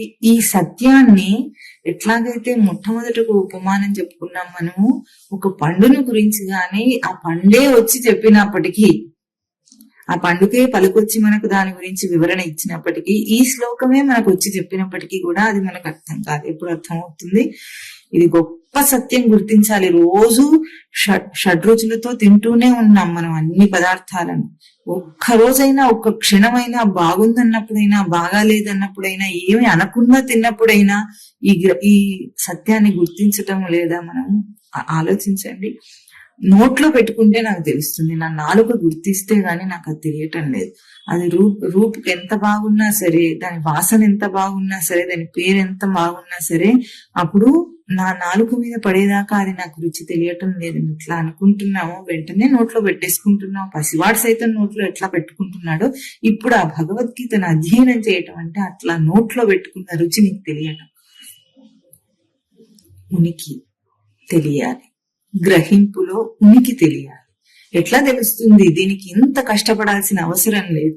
ఏ గ్రహింపు లేనిది లేదు, ఉన్నది ఉన్నది, అంతే కదా మన సత్యం. ఇప్పుడు ఈ భౌతిక న్యాయం చేతనే, భౌతికమైన ఇంద్రియముల చేతనే ఏ గ్రహింపులు వచ్చినాయో అవి లేనివి కాబట్టి ఇప్పుడు లేదు. అవునా? ఇంతకంటే గొప్పగా నిరూపించిన సత్యము, ఇంతకంటే సులభంగా సింప్లిఫైడ్ అసలు ఏదైనా ఉందా సృష్టిలో? ఇది ఎప్పుడు నిరూపించబడుతుంది నాలో అని అడగాల ఇప్పుడు మనం. ఎప్పుడు నిరూపించబడటం లేదు. ఆ భగవాన్ లక్షణమే పలుకుతుంది. ఎందుకు? నీ సామర్థ్యమే, నీ ఇంద్రియములకు నీ సామర్థ్యమే మిగిలింది, ఉనికిని ధారణ చేసే సామర్థ్యమే మిగిలింది. గాని ఆ ఇంద్రియములు ఈ సామర్థ్యంలో ఏవేవో పట్టుకొచ్చి తీసుకుందాం అనుకున్నవి ఏవైనా ఇప్పుడు ఉన్నాయా? ఏ ఒక్క గ్రహింపు ఉందా? వాసనలు ఎన్ని చూసావు? ఉన్నాయా నీ దగ్గర? వాసనలు ఉన్నాయా? రోజు ఎన్ని రుచులు తింటున్నావు? ఆ రుచులు ఉన్నాయా నీ దగ్గర? శబ్దములు వింటున్నావు, శబ్దములు ఉన్నాయా? దృశ్యములు చూస్తున్నావు, దృశ్యములు ఉన్నాయా? స్పర్శలు తగులుతున్నావు, స్పర్శలు ఉన్నాయా? కరచరణాలను ఆడించి ఇన్ని పనులు చేసినావు, అవన్నీ ఉన్నాయా నీ దగ్గర? లేవు. ఎందుకు లేవు? కానీ ఈ దశేంద్రియముల సామర్థ్యం మాత్రం అట్లాగే ఉంది. ఎందుకు? ఆ సామర్థ్యం, దాని తేజస్సు ఏమిటి? భగవాన్ లక్షణం దాన్ని. ఉనికిని నిలుపుకున్న ఆ సామర్థ్యం దాన్ని. అది అట్లాగే ఉంది. తెలుస్తుందా? ఒక్కరోజు గడిచింది, ఈ రోజు అర్థమైందా? ఇప్పుడు అర్థమైందా? ఏ క్షణం అర్థం కాకుండా, ఇది నువ్వు ఏ క్షణమైనా సరే, ఒక్క క్షణమైనా సరే దీన్ని రుచి చూడకుండా నీకు అవకాశం ఇవ్వకుండా సృష్టి లేదు. నువ్వు మాట్లాడిన సృష్టి ఒక్క క్షణం కూడా లేదు అవకాశం ఇవ్వకుండా. అయినా అర్థం కాదంటే భగవద్గీతను అధ్యయనం చేసిన వాడు కాదు. లేనిది లేదు, ఉన్నది ఉన్నది అని తెలుసుకునే ఆ అవకాశం లేకుండా నీకు ఎప్పుడుంది? ఎప్పుడూ లేదు. ఎంత నీచమైన సంసారంలో పడి కొట్టుకున్నా సరే, అసలు సంసారం అంటే ఏమిటి? సంసారం అంటే భార్య పిల్లలు అనే అర్థము. సంసారం అంటే భార్య పిల్లలు, చదువు, ఉద్యోగం అనే అర్థము కాదు. సంసారం అంటే ప్రవృత్తి అనే అర్థము కాదు. సంసారం అంటే జనన మరణ చక్ర భ్రమణం అనే అర్థము. పుట్టటం చావటం ఇదే అర్థము. ఇవేవి సంసారం కాదు. ఈ కనిపిస్తున్నదంతా ఉందనుకోవటం సంసారం. జగత్తు ఉన్నదనుకోవటం సంసారం. తలకాయ లేనివాడు తలకాయ నొప్పి ఉందనుకోవటం ఎంత సత్యమో అంత సత్యం ఈ సంసారం. ఇది ఎట్లా తెలియాలి? నువ్వు ఊహించుకున్న నీ దేహంతోనే తెలియాలి. నువ్వు ఏ దేహానందు దేహాత్మ భావం చేశావో ఆ దేహం నందే చూడు. ఇప్పుడు ఏ దేహము ఆత్మభావన ఆత్మ లక్షణాలని గ్రహించి నిన్ను మైమరిపిస్తుందో ఆ ఆత్మభావంతోనే చూడు ఇప్పుడు. ఏ క్షణం నీకు తెలియని క్షణం ఏది, నీలో నీకు అర్థం కాని క్షణం ఏది స్పష్టంగా అర్థమవుతుంది కదా. ఏ గ్రహింపు నా దాకా రాలేదు, లేనిది అవి లేవు కనుక అవి లేవు ఇప్పుడు. ఇదివరకు ఎన్నడో చూసిన అన్ని గతం. అంటే చరిత్ర ఎంత ఉందండి మనకి? ఓడేమో 200 సంవత్సరాల చరిత్ర అంటాడు, వెస్టర్న్ కల్చర్ ఏమో ఎన్ని వందల సంవత్సరాల చరిత్ర. వెస్టర్న్ కల్చర్ ఏదో కొన్ని వందలు చెప్తాడు. అట్లా కాదండి మా హిందూ ధర్మం చాలా గొప్పది, 5000 సంవత్సరాల చరిత్ర ఉంది దానికంటాడు వీడు. ఏది ఆ చరిత్ర ఒకసారి త్రవ్వి చూపించు నీ దగ్గర ఎక్కడుందో. గ్రంథాల్లో రాసినది చరిత్ర అవుతుందా? చర గతి భక్షణం. ఏది నీ దగ్గర గతి భక్షణం ఉందా ఇప్పుడు? చరిత్రలో మా తాతలు ముత్తాతలు రాజులు రాజ్యాలు అన్ని పోయినాయి, కల్పాలు యుగాలు అన్ని పోయినాయి అని ఏదో చెప్పుకోవాలి మనం అంతే. ఎక్కడున్నాయి అవన్నీ? గతం నాస్తి అంటే ఒక్క వాక్యం. ఏది వెనక్కి తిరుగు చూడు, ఒక సెకండ్, ఇప్పుడు జరిగిపోయిన సెకండ్ మళ్ళీ సెకండ్ లేదు. అది ఏం చెప్పి గొప్ప అని అనుభవిస్తున్నావు నువ్వు? ఇది నాది గొప్ప నీది గొప్ప వాదం ఏమిటిది? నా శాస్త్రం గొప్ప నీ శాస్త్రం గొప్ప, నా మతం గొప్ప నీ మతం గొప్ప, నా దేశం గొప్ప నీ దేశం గొప్ప, నేను గొప్ప నువ్వు సైంటిస్ట్ గొప్ప. ఏ అర్థం ఉన్న మాటలా ఇవన్నీ? నీ అనుభవంలో ఇక్కడ నీకు అర్థమవుతుంటే ఇంకా వాదనకు అసలు ఆస్కారమే లేకుండా కొట్టిపారేస్తుంటే నీ అనుభవం, ఇంకా నువ్వు దేని మీద వాదిస్తున్నావు, దేన్ని తెలుసుకునే ప్రయత్నం చేస్తున్నావు? ఈ క్షణాన్ని ఇప్పుడు నీకు అర్థం కానిది, అనుభవంలో తెలియవలసిందిగా స్పష్టంగా నీకు అందించబడింది నీకు అర్థం కానిది, ఏ శాస్త్రం చదివితే నీకు అర్థం అవుతుంది, ఏ ప్రవచనం వింటే అర్థం అవుతుంది, ఎక్కడ అర్థం చేసుకుంటావు? ఎక్కడ అర్థం కాదు, అది నీ దగ్గరే అర్థం అవుతుంది. ఈరోజు భగవద్గీత అది ఏం పలుకుతోంది లోపల? ఏం పలికితే కన్ను చూస్తుంది చెప్పు? ఉన్న నా ఉనికి నా కన్ను ధారణ చేసి పెట్టింది, ఆ దృశ్యం లేనిని తీసేస్తుంది. ఎవరు తుడుస్తున్నారు? కన్నే తుడుస్తారు. దృశ్యాన్ని ఎవరు తుడుస్తున్నారు? కంటి ముందు నుండి కన్ను తుడుస్తుంది. ఎందుకు తుడుస్తుంది? దానికి ఉనికి ఉంది కాబట్టి, ఆ ఉనికియే సత్యం కాబట్టి. ఉనికికి లేమి లేదు కనుక ఆ లేమి అనే దాన్ని లేకుండా చేస్తుంది. శబ్దాన్ని ఎవరు తుడిచారు? మనకేం తెలుసు? చెవి శబ్దమును తీసుకుంటుంది, చెవి శబ్దమును వినును. ఇది మనకు అది అర్థమైంది కాదు. శ్రవణము శబ్దమును తుడిచిపెట్టును, లేమిలోకి పంపించును. శ్రవణం అనగా తన ఉనికియే. ఇది సత్యం. ఇది భగవద్గీత. సామర్థ్యం పలుకుతోంది లోపల నుండి, ప్రతి క్షణము పలుకుతోంది, ప్రతి ఇంద్రియ చేష్టలో ప్రతి ఇంద్రియ కదలికలో పలుకుతోంది. చూడు. ఏం నేర్చుకుంటే నాకు ఇది వస్తుంది అని ఆలోచిస్తున్నాడు. ఏం నేర్చుకోకు నువ్వు, నీకు అంతా అమర్చే ఉంది. నీ system is full fledged. Your system is full fledged, accomplished, సమృద్ధమైనది. అది ఆ సమృద్ధమైన దాని యందు ఏం కావాలి ఇప్పుడు? ఏం అక్కర్లేదు. భగవద్గీతను అధ్యయనం చేయి. కించిత్ అధీత. ఈ శ్లోకం ఆధారంగానే తీసుకో. నాసతో విద్యతే భావ, నా భావో విద్యతే సహ. ఇదే చెప్పారు స్వామి. ఈ ధారణకు అడ్డం వచ్చే ధారణలన్నింటినీ సర్వధర్మాన్ని పరిత్యజ్య. ఇదే చెప్పాడు స్వామి. ఇంతే భగవద్గీత. ఇంకా ఏ శ్లోకం తీసుకున్నా ఇదే అర్థం పలుకుతుంది, అందులో వేరే అర్థం పలకదు అక్కడ. ధారణ చెయ్యి. దీనికి ఏం కష్టపడాలి ఇప్పుడు? ఏ నామమంత్రము, ఏ జపము నీకు ఉపదేశం చేయబడాలి? ఎవరి చేతి ఉపదేశం చేయబడాలి? నీకు ఉపదేశం చేసే పెట్టింది. మరి సాధన క్రమం అంతా ఏమిటి? ఇదిగో నువ్వు ఇది అందుకోవటానికి చెప్పబడింది సాధన క్రమం. వంట చేసుకోవటము, తినటము, అరిగించుకోవటం, ఈ క్రమం ఏమిటంటే దేనికోసం? ఈ క్రమం చివరికి దేనికోసం? దేహానికి శక్తిని ఇవ్వటం కోసం, అంతేనా? ఏ వంట చేసుకున్నా, ఏ రకాల పౌష్టికాహారాలు తిన్నా, ఎట్లా చేసుకున్నా సరే తినటము, 3 పూటలా తినాలా, 2 పూటలా తినాలా, మితాహారం అంటే ఏమిటి, యుక్తాహారం అంటే ఏమిటి, ఎన్ని వాదనలు వచ్చినా ఏం చేసినా సరే ఈ సాత్విక ఆహారం మంచిది, ఈ ఆహారం మంచిది అని ఎన్ని చెప్పబడినా సరే ఉపమానాత్మకంగా దేహానికి, దేనికోసం? దేహానికి శక్తి కావాలి. అవును, శక్తి దేనికోసం? భగవద్గీతను అధ్యయనం చేయటం కోసం. లోపల పలుకుతున్న భగవత్ స్వరూపము, సామర్థ్యము, ఉనికి యొక్క సామర్థ్య స్వరూపం నీలో పలుకుతూ ఉంటే దాన్ని అధ్యయనం చేయి. ధారణ చేసిన ప్రవర్తనగా ఒకసారి దర్శనం చేయి. దేహం ఎంత రచన, ఎంత స్పష్టమైన రచన. దీన్ని కాపీ కొట్టి ఎన్ని రచనలు చేసుకుని అంత లేమిలో మాయలో పడ్డాడు మనిషి.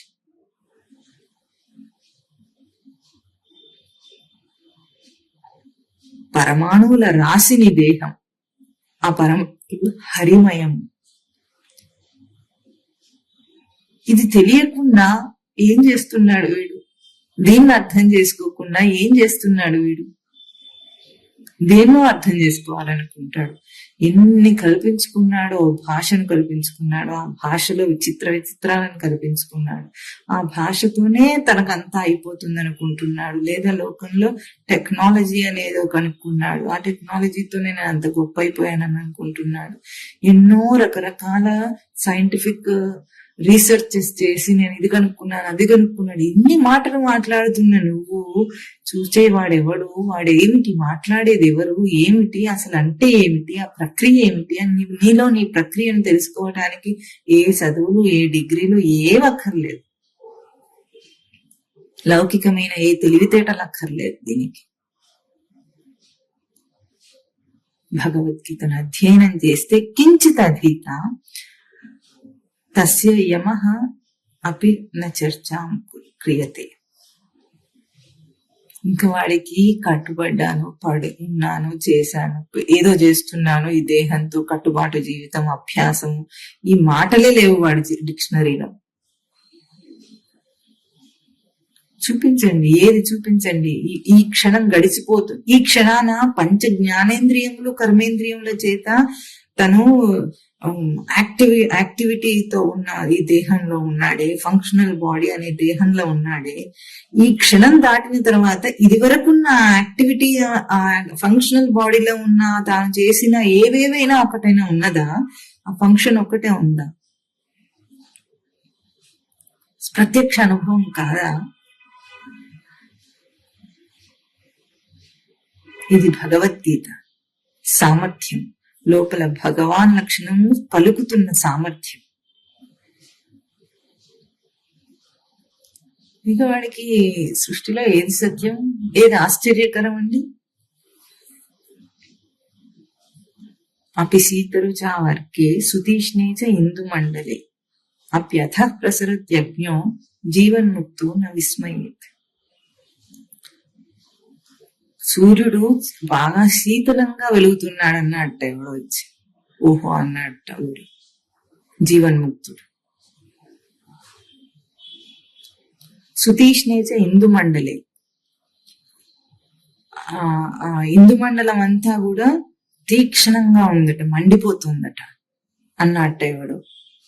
మంచుకొండలన్నీ మండిపోతున్నాయి అన్నట్టు, ఓహో అన్నట్టు. అవి అతః ప్రసరత్యగ్నో, అగ్ని ఎప్పుడు ఊర్ధ్వంగా ప్రసరిస్తుంది, పైకే ఎగుస్తుంది కానీ శిఖ కిందికి వెళ్ళదు. అట్లా కాకుండా అగ్ని శిఖలు కిందికి వచ్చినాయి, కిందగా ప్రసరిస్తున్నాయి అన్నట్టు. అయినా విస్మయం ఏం లేదు ఇందులో, ఆశ్చర్యం ఏం లేదు ఇందులో. అయితే అవుతుంది. ఎందుకు? అగ్ని పైకే ప్రసరించడం ఎంత సత్యమో అధః ప్రసరణ కూడా అంతే సత్యం. రెండు నీ గ్రహింపు యొక్క సత్యాలు. జీవన్ముక్తుడైన వాడు విస్మయం పొందడు. ఇంకా దేన్ని చూసి ఏం తెలుసుకుందామని నీ ప్రయత్నం ఇప్పుడు?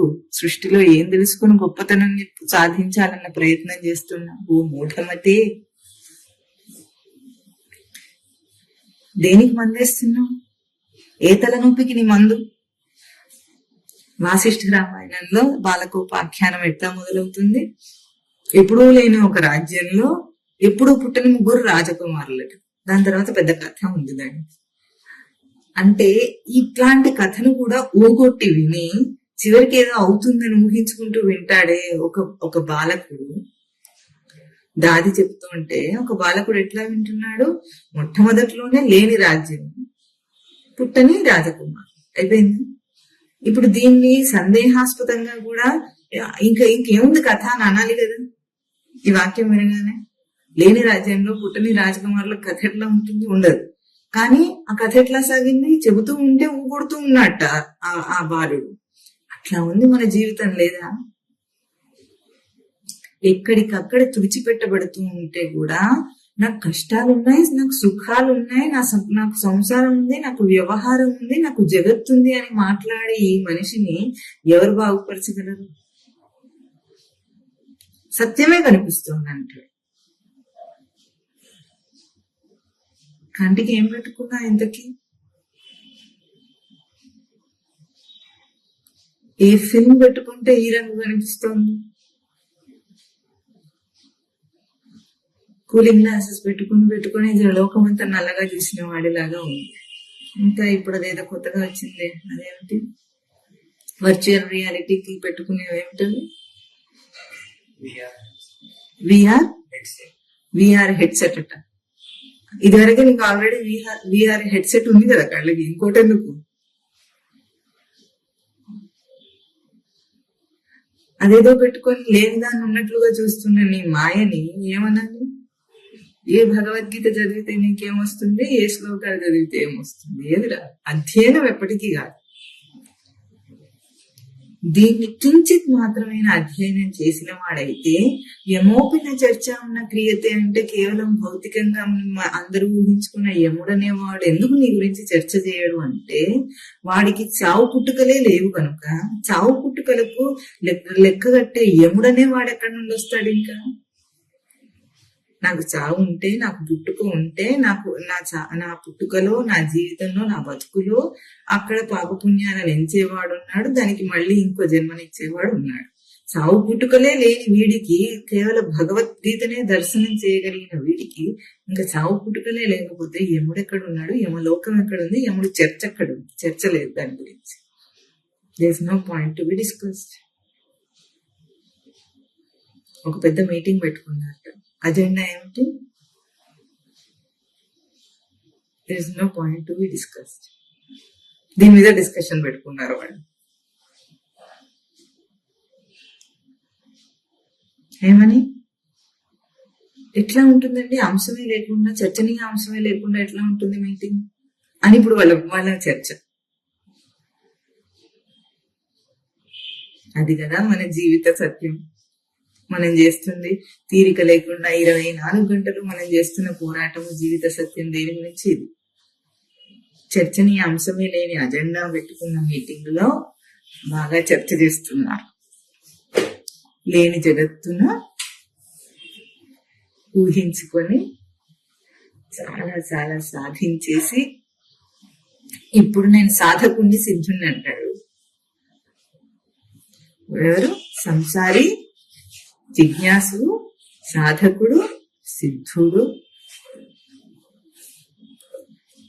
సరే అయినప్పటికీ అంత హేళన కాకుండా, సరే అదే చేసినప్పటికీ భగవద్గీత కించిత్ అధీత అయినా, కించిత్ మాత్రమైన ఒక్కసారైనా ఆ సామర్థ్య లక్షణాన్ని చూసావా? ఇప్పుడే ఇక్కడే అనుభవంలోకి వస్తుంది అది. ఇంకా మళ్ళీ ఇది విన్న తర్వాత కాసేపు అయిన తర్వాత ధ్యానం చేసి మళ్ళీ పెట్టుకొని మళ్ళీ చేయక్కర్లేదు. ఈ వాక్యం విన్న వెంటనే నీ లోపల ఇప్పుడే అనుభవించడానికి నీకు ప్రత్యక్షంగా ఇక్కడ అవకాశం ఇవ్వబడింది.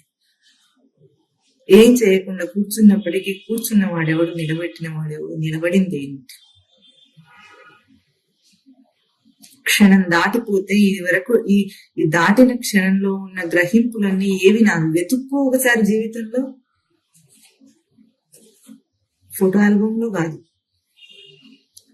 ఫోటో ఆల్బమ్ లో మధుర స్మృతుల్లో అయిపోయిన పెళ్లి తంతునంతా మళ్ళీ వీడియోలో చూసుకోవటం కాదు. ఏది ఒక్క గ్రహింపు.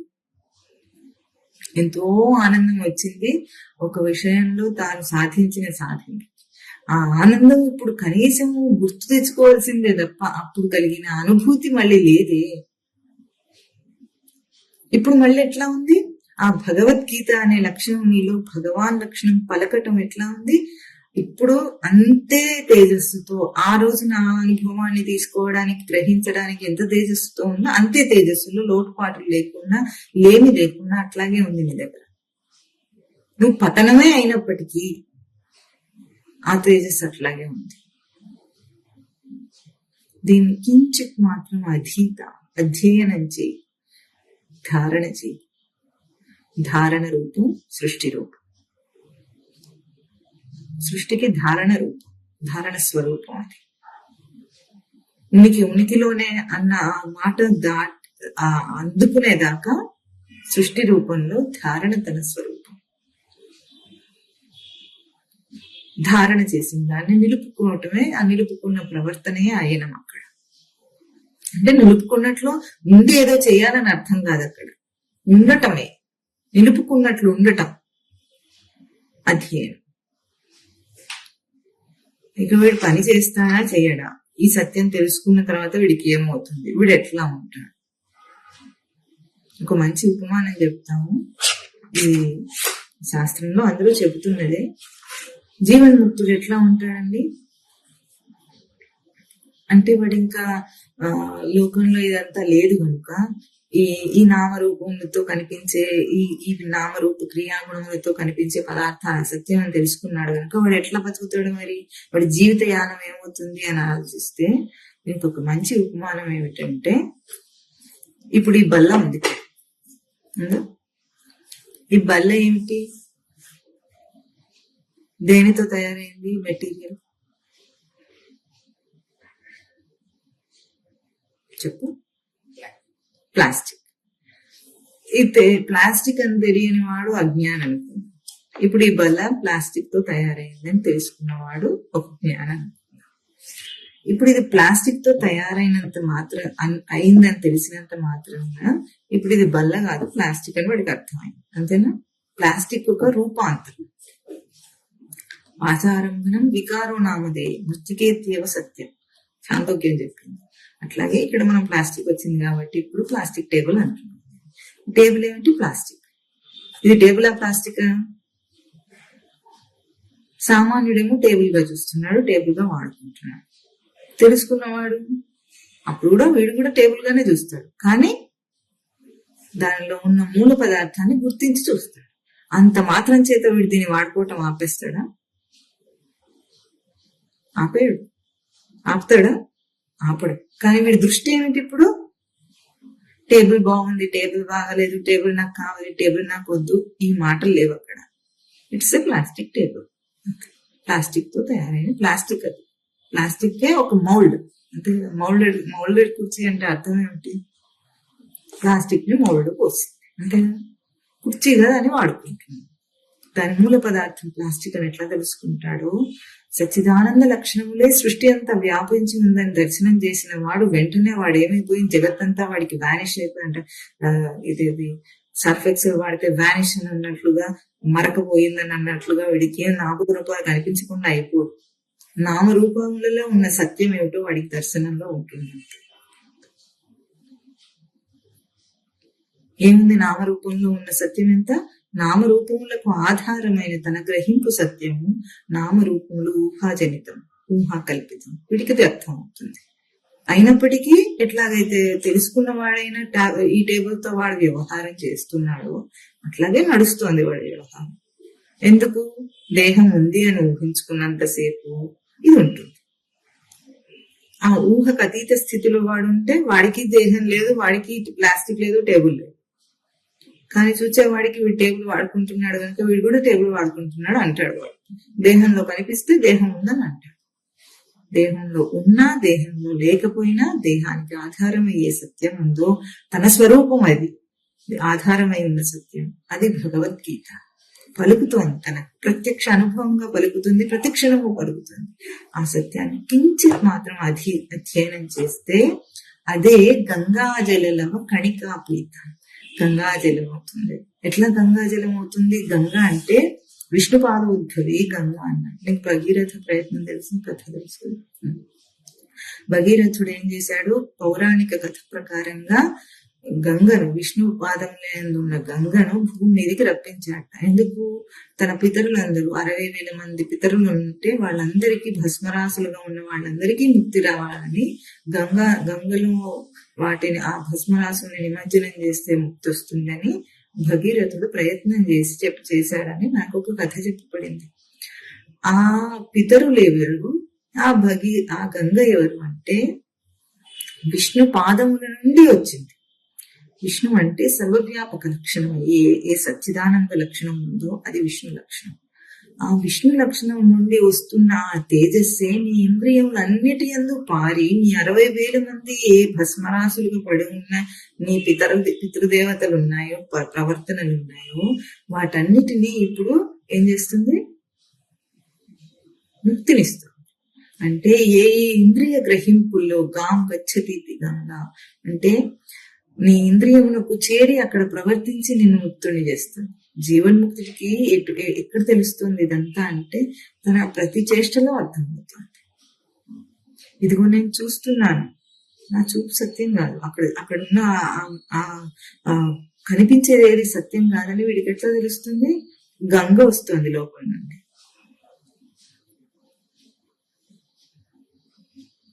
గంగ లోపల నుండి ఎక్కడి నుండి వస్తుంది? ఉనికి అన్న నా ఊట నుండి నా ఇంద్రియములన్నిటిలో ప్రతి క్షణము కూడా ప్రవహిస్తుంది. నానా ఛిద్ర ఘటోదర స్థిత మహాదీప ప్రభా భాస్వరం జ్ఞానం యస్యతు చక్షురాధికరణ ద్వారా బహిస్పందతే జానామీతి తమేవ భాంతమనుపాతి ఏతత్ సర్వం జగత్. చక్షురాధికరణ ద్వారా బహిస్పందతే. ఆ గంగా దాని కణిక, కించిత్ మాత్రం కణిక శబ్దానికి కణ శబ్దం నుండి కణిక శబ్దం వచ్చింది. కణశబ్దే కణ నిమీలనే ధాతు. దాన్ని పీత అంటే పానం చేసిన వాడైతే, అంటే ఒక్క కణికనైనా సరే, ఒక్క ఇంద్రియ చేష్టలోనైనా సరే దాన్ని త్రాగిన వాడైతే, త్రాగటం అంటే ఏం చేయాలి? అక్కడ గ్రహింపు తీసుకున్న వాడైతే అప్పుడు ఏం తెలుస్తుంది వాడికి? గంగాజలం అంటే జలఘాతని, జల అపవారణి. ఏం చేస్తున్నది? ఏ దృశ్యాన్ని కూడా ఉండనివ్వకుండా ఘాతనం చేస్తుంది. ఎక్కడికక్కడ తుడిచేయటం అంటే హింసించడం అన్న పదమే మన పరిభాష. కన్ను తుడుస్తోంది, దృశ్యాన్ని ఎవరు తుడవటం లేదు. శ్రవణం తుడుస్తోంది, శబ్దాన్ని ఎవరు తుడవటం లేదు, ఎవరు తీసేయటం లేదు. నీ చెవుల్లోంచి తీసేయటం లేదు. నువ్వు చెవుల్లోకి ఎక్కించుకోవటం, దాంట్లోంచి ఎవరు తీసేయటం జరగటం లేదు. నీ ఆఘ్రాణమే వాసనను తుడిచేస్తుంది. దీనికి కూడా ఒక మంచి మాట మూడవుల్లో రాసి పెట్టింది. తిట్టేవాడట తిట్టి నీ పాపాన్ని తీసేస్తాడట. అట్లా తుడిచేస్తుంది ప్రతి ఇంద్రియ చేష్ట నీ పాపాన్ని. నీ పాపం ఏమిటి? సత్యం అనుకున్నావు, దాన్ని తీసేస్తుంది.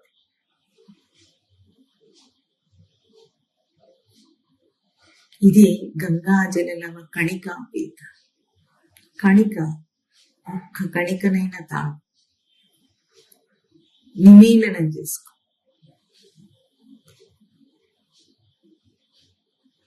ఏది భగవద్గీతయో అది గంగాజలం రూపంలో తెలుస్తుంది నీకు ఇప్పుడు.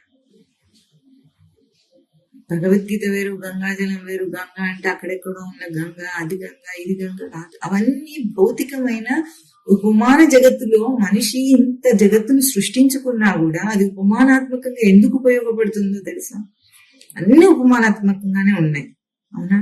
ఎక్కడ ముట్టుకున్నా, ఎక్కడ తీసుకున్నా, శాస్త్రంతో సహా ఇవన్నీ ఎందుకు ఉపమానాత్మకంగా తన జీవితంలో తెలియబడుతున్నాయంటే బయట ఉన్న అన్ని కూడా ఎక్కడి నుండి ఊహించుకున్నాడో దాని సత్తా ఏమిటి? మరి నీ ఊహాత్మక జగత్తుకి సత్తా ఏమిటి? ఉనికి నుండి ఊహించుకున్నావు నువ్వు. మరి అది ఎట్లా ఉంటుంది? ఒక పెద్ద యూనివర్సిటీలో చాలా మంది స్టూడెంట్స్ ఉంటారని, ఏ ఒక్క స్టూడెంట్ ని కదిలించినా కూడా వాడు ఎట్లా ఉంటాడు? అసలు ఆ యూనివర్సిటీలో అతను అడ్మిషన్ తీసుకోగలిగాడంటేనే చాలా ఇంటెలిజెంట్ అయి ఉంటాడని మనకు అర్థమైపోతుంది. వాడు అక్కడ ర్యాంక్ స్టూడెంట్ కాకపోయినప్పటికీ ఆ యూనివర్సిటీలో అక్కడ చదువుతున్న పిల్లవాడిని కదిలిస్తే ఎట్లాగైతే వాడి ఇంటెలిజెన్స్ బయటకు వచ్చేస్తుందో, లౌకికంగా. అట్లాగే ఈ సృష్టిలో ఎంత అల్పమైన పదార్థంతో పోల్చుకున్నప్పటికీ అది కూడా నీకు ఏం ఉపమానాన్ని ఇస్తుంది? జగత్తు లేదని నువ్వు తెలుసుకోవడానికి ఉపమానంగా అలరారుతుంది. నువ్వు కల్పించిన నీ ఊహా జగత్తే నీకు జగత్తు లేదని తెలుసుకోవడానికి ఉపమానంగా ఉంది నీ చుట్టూ. ఎందుకుంది? దానికి ఆధారమైంది సత్ కనుక, ఉనికి కనుక, ఉనికి నుండి ఊహించుకున్నావు కనుక. ఇప్పుడు దర్శనం చేయటానికి ఏం కావాలి? ఎక్కడ చూసినా హరిమయము విశ్వమంతే, ఆ హరి విశ్వము కాదే, హరిమయము కాని ద్రవ్యము పరమాణువు లేదు, సందేహమే లేదు. హరిమయం కాదని చెప్పడానికి సందేహం లేదు ఇక్కడ. ఇది విష్ణువు యొక్క విష్ణు పాదం నుండి వచ్చిన, అంటే నిలుపుకున్న, సర్వవ్యాపకంగా నిలుపుకున్న ఉనికి నుండి వచ్చిన గంగ. ఎవరి దగ్గర ఉంది ఈ గంగ? దేహధారి అయిన వాడికి ఎవరికి లేదట ఈ గంగ. ఏ గుర్తింపులు నీ ముందు ఉన్నాయో, ఎన్ని చుట్టేసుకున్నావో ఆ తర్వాత వాక్యం అది చెప్తోంది. ఎవరి దగ్గర లేదండి ఇది? ఒక బ్రాహ్మణుడికే ఉందా? ఒక పురుషుడికే ఉందా? ఎవరికి లేదా? చిన్నపిల్లవాడికి లేదా? ఎవరికి లేదు? లేదు అని తన చుట్టూ తాను ఏ వలయాలను ఏర్పరుచుకున్నాడో అవి మురలు. అందుకే తర్వాత వాక్యం ఏమిటి? సకృత పీయేన మురారి సంగచ్చ. మురారి అంటే మురవేష్టనే ధాతు. మురాసురుడనే ఒక రాక్షసుని చంపేసిన వాడు మురారి అని చెప్తున్నారు ప్రసిద్ధార్థం. ఎవరా మురవేష్ట అనే ధాతు. నీ చుట్టూ నువ్వు ఏర్పరచుకున్న వలయాలు ఏమున్నాయో అది ముర. ఎన్ని వలయాల? భౌతిక రూపంలో ఎన్ని వలయాలు ఏర్పరచుకున్నాడు? కేవలం ఒక దేహం కనిపిస్తే దేహానికి లింగభేదం చూశాడు మొట్టమొదటి. అవునా? అవస్థాభేదం చూశాడు. అవునా? బాల్యావస్థ, కౌమారావస్థ, యవ్వనావస్థ, వృద్ధావస్థ చూశాడు. మళ్ళీ ఆ దేహానికి ఉన్న 3 అవస్థలు మళ్ళీ ఏమిటి? జాగ్రత్త, స్వప్న, సుషుప్తి అవస్థలు, వర్ణాశ్రమ ధర్మాలు. ఎన్ని ఏర్పరచుకున్నావు? ఇరుక్కున్నావా లేదా ఇందులో? ఇవి నేను బయటపడడానికి ఏర్పరచుకున్నాను. మరి పడు. అవి ఏర్పరచుకున్న వాడివి ఆ వలయాల్లోంచి ఎట్లాగైతే ఎంత అల్పమైన వస్తువైనా సరే, ఎంత జడరూపమైన వస్తువైనా సరే నీ ఊహ నుండి వచ్చి నీకు ఉనికినే అది వ్యక్తం చేస్తుంది. ఎట్లాగో అట్లాగే నువ్వు ఏర్పరచుకున్న ఈ వలయాలు, కామ, క్రోధ, లోభ, మోహ, మద, మాత్సర్యాల వలయాలు, వర్ణాశ్రమ వలయాలు, భౌతిక రూపాన్ని ఊహించుకున్న వలయాలు, పేరులు, ఏమేమో ఉన్న నీ వలయాలన్నిటినీ సరే వాటికే వాడుకో. జడ పదార్థం నందు ఉనికిని దర్శనం చేయగలిగిన నీ తేజస్సు నీ వలయాలన్నిటినీ కూడా భేదించి నీ రూపాన్ని నీకు చూపించగలదు. ఎట్లా చూపించగలదు? కళ్ళు మూసుకుని నిద్రపోయినప్పుడు గాఢ నిద్రలో నువ్వు పురుషుడివా, స్త్రీవా, నువ్వు బాలుడివా, నువ్వు వృద్ధుడివా, నువ్వు యవ్వనుడివా, నువ్వెవడువో, నువ్వు బ్రాహ్మణుడివా, నువ్వు వైశ్యుడివా, నువ్వు శూద్రుడివా, నువ్వు క్షత్రియుడివా, ఎవరు నువ్వు? గాఢ నిద్రలో ఎవరు నువ్వు?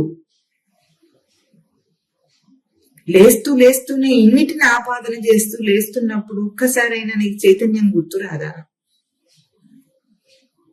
ఇవన్నీ నువ్వు అనుకోవాలంటే ముందు నువ్వు బతుకున్నానా? కళ్ళు తెరిచి లేవాలా? లేస్తే కదా వీడికున్న ఈ వలయాలన్నిట్లో ఇరుక్కుంటాడు. అవునా కాదా? వీడికి ఒక కోరిక పుట్టాలంటే వీడు బతుకుండాలా లేదా? భౌతికంగా ఒక ఇంద్రియాన్ని తృప్తిపరచడానికి ఒక కోరిక పుట్టాలంటే వీడు బతుకుండాలా లేదా? బతుకున్నాడు అనటానికే నీకు నిదర్శనం ఏమిటి? నీ లోపల చైతన్యం ప్రవహించటం లేదా? ఆ చైతన్యం సత్యమా? నువ్వు బ్రతుకుండి నువ్వు తీర్చుకునే కోరిక సత్యమా? కోరికతో ఇప్పుడు పోల్చుకుని దర్శనం చేయి, అప్పుడు మురారి అవుతుంది.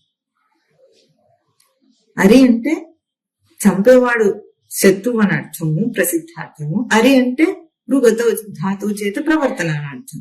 మురను ప్రవర్తింపజేయి అంటే నిన్ను చుట్టిన నీ వలయాలను ప్రవర్తింపజేయి. ఇప్పుడు వాటిని నాశమే చేస్తావా, ప్రవర్తింపజేస్తావా? ఏది చేసినా సరే నువ్వు కావాల్సింది ఏమిటి?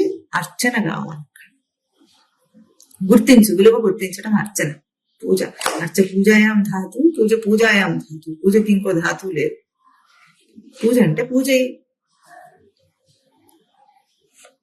ఇంత గొప్ప తత్వాన్ని నువ్వు తెలుసుకోలేకుండా నువ్వు బంధించుకున్న నీ అవస్థల్లోనే, నీ వలయాల్లోనే నువ్వు తెలుసుకోగలవు. ఇంకా గొప్పగా ఏదో అవకాశం నాకు రావాలి, నాకు అవకాశం లేదు, నేను తెలుసుకోలేకపోతున్నానన్న నీ ఆపాదన, ఆరోపణ ఉట్టిదే.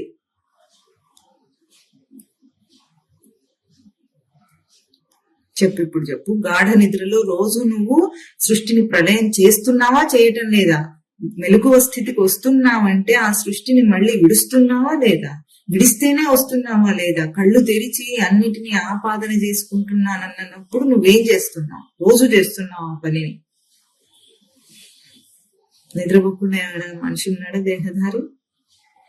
లేదు, ఉండలేడు.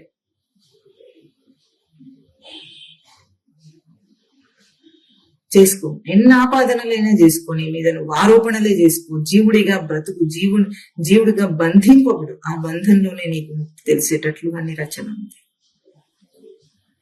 కావాలన్నా నువ్వు బాల్యావస్థలో ఉండగలవా? దేహం మారుతుంది, కౌమారం అవుతుంది, యవ్వనం వస్తుంది, వృద్ధుడి అవుతావు, దేహం దాని మార్పులో చూపిస్తుంది. కావాలన్నా నువ్వు ఉండలేవు. అంటే నీ ఆరోపణ నువ్వే మార్చాలి. అవునా కదా? మరి ఇంకేం? తెలియటం లేని సత్యం ఎక్కడ ఉంది?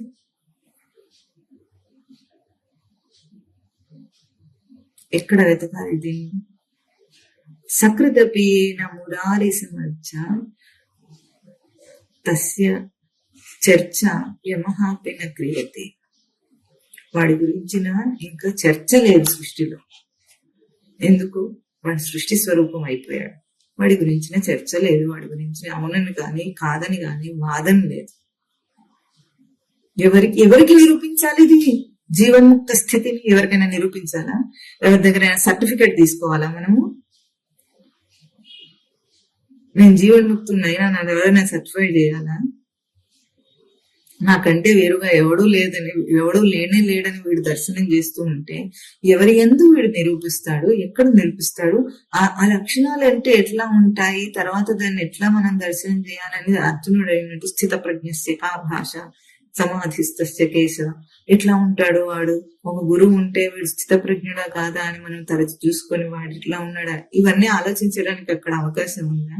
నీలో నువ్వే అంతా అయి ఉండగా, సర్వము నీవే అయి ఉండగా, నీకంటే వేరొక పదార్థమే లేకుండా ఉండగా, ఆ ప్రజ్ఞ స్వరూపమే నీవై ఉండగా, మరి ఇంకేం ఆలోచించి దేంతో పోల్చుకొని ఏం చేద్దాం అనుకుంటున్నావు?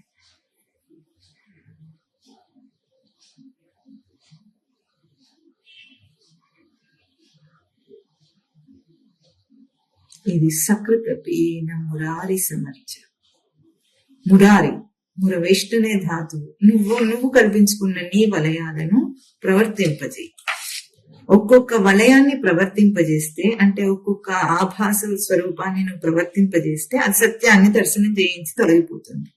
నేను చూపి తొలగినవన్నీ నేనే తెలుసుకుంటుని ఆనందమాయే నన్ను దర్శించను. ప్రతి విషయము, ప్రతి నువ్వు చుట్టుకున్న నీ వలయము నీకు నిన్నే చూపిస్తుంది, కానీ ఇంకొక దాన్ని చూపించదు. అది చూపించడానికి దానికి సత్తా లేదు. అంటే చూపించడానికి ఇంకేది బయట ఏం లేదు కనుక ఏది ఉందో దాన్నే చూపిస్తుంది. లేవనేం చూపిస్తారు? చూపించలేడు కదా. ఉన్న నీ స్వరూపాన్ని, నీ ఆభాస స్వరూపం, నీ స్వరూపాన్ని చూపించి అది పక్కకు తగ్గుతోంది. ఇది మురారి సమర్చ, వికలం కాని గుర్తింపు. ఇంకా నాకు సదవకాశం రావాలి, సద్వినియోగం చేసుకోవాలి అన్న మాటలు కూడా ఎప్పుడు వస్తాయంటే ఇవన్నీ తర్వాత మాటలే, మెట్టు దిగిన మాటల్లాగానే వస్తాయి.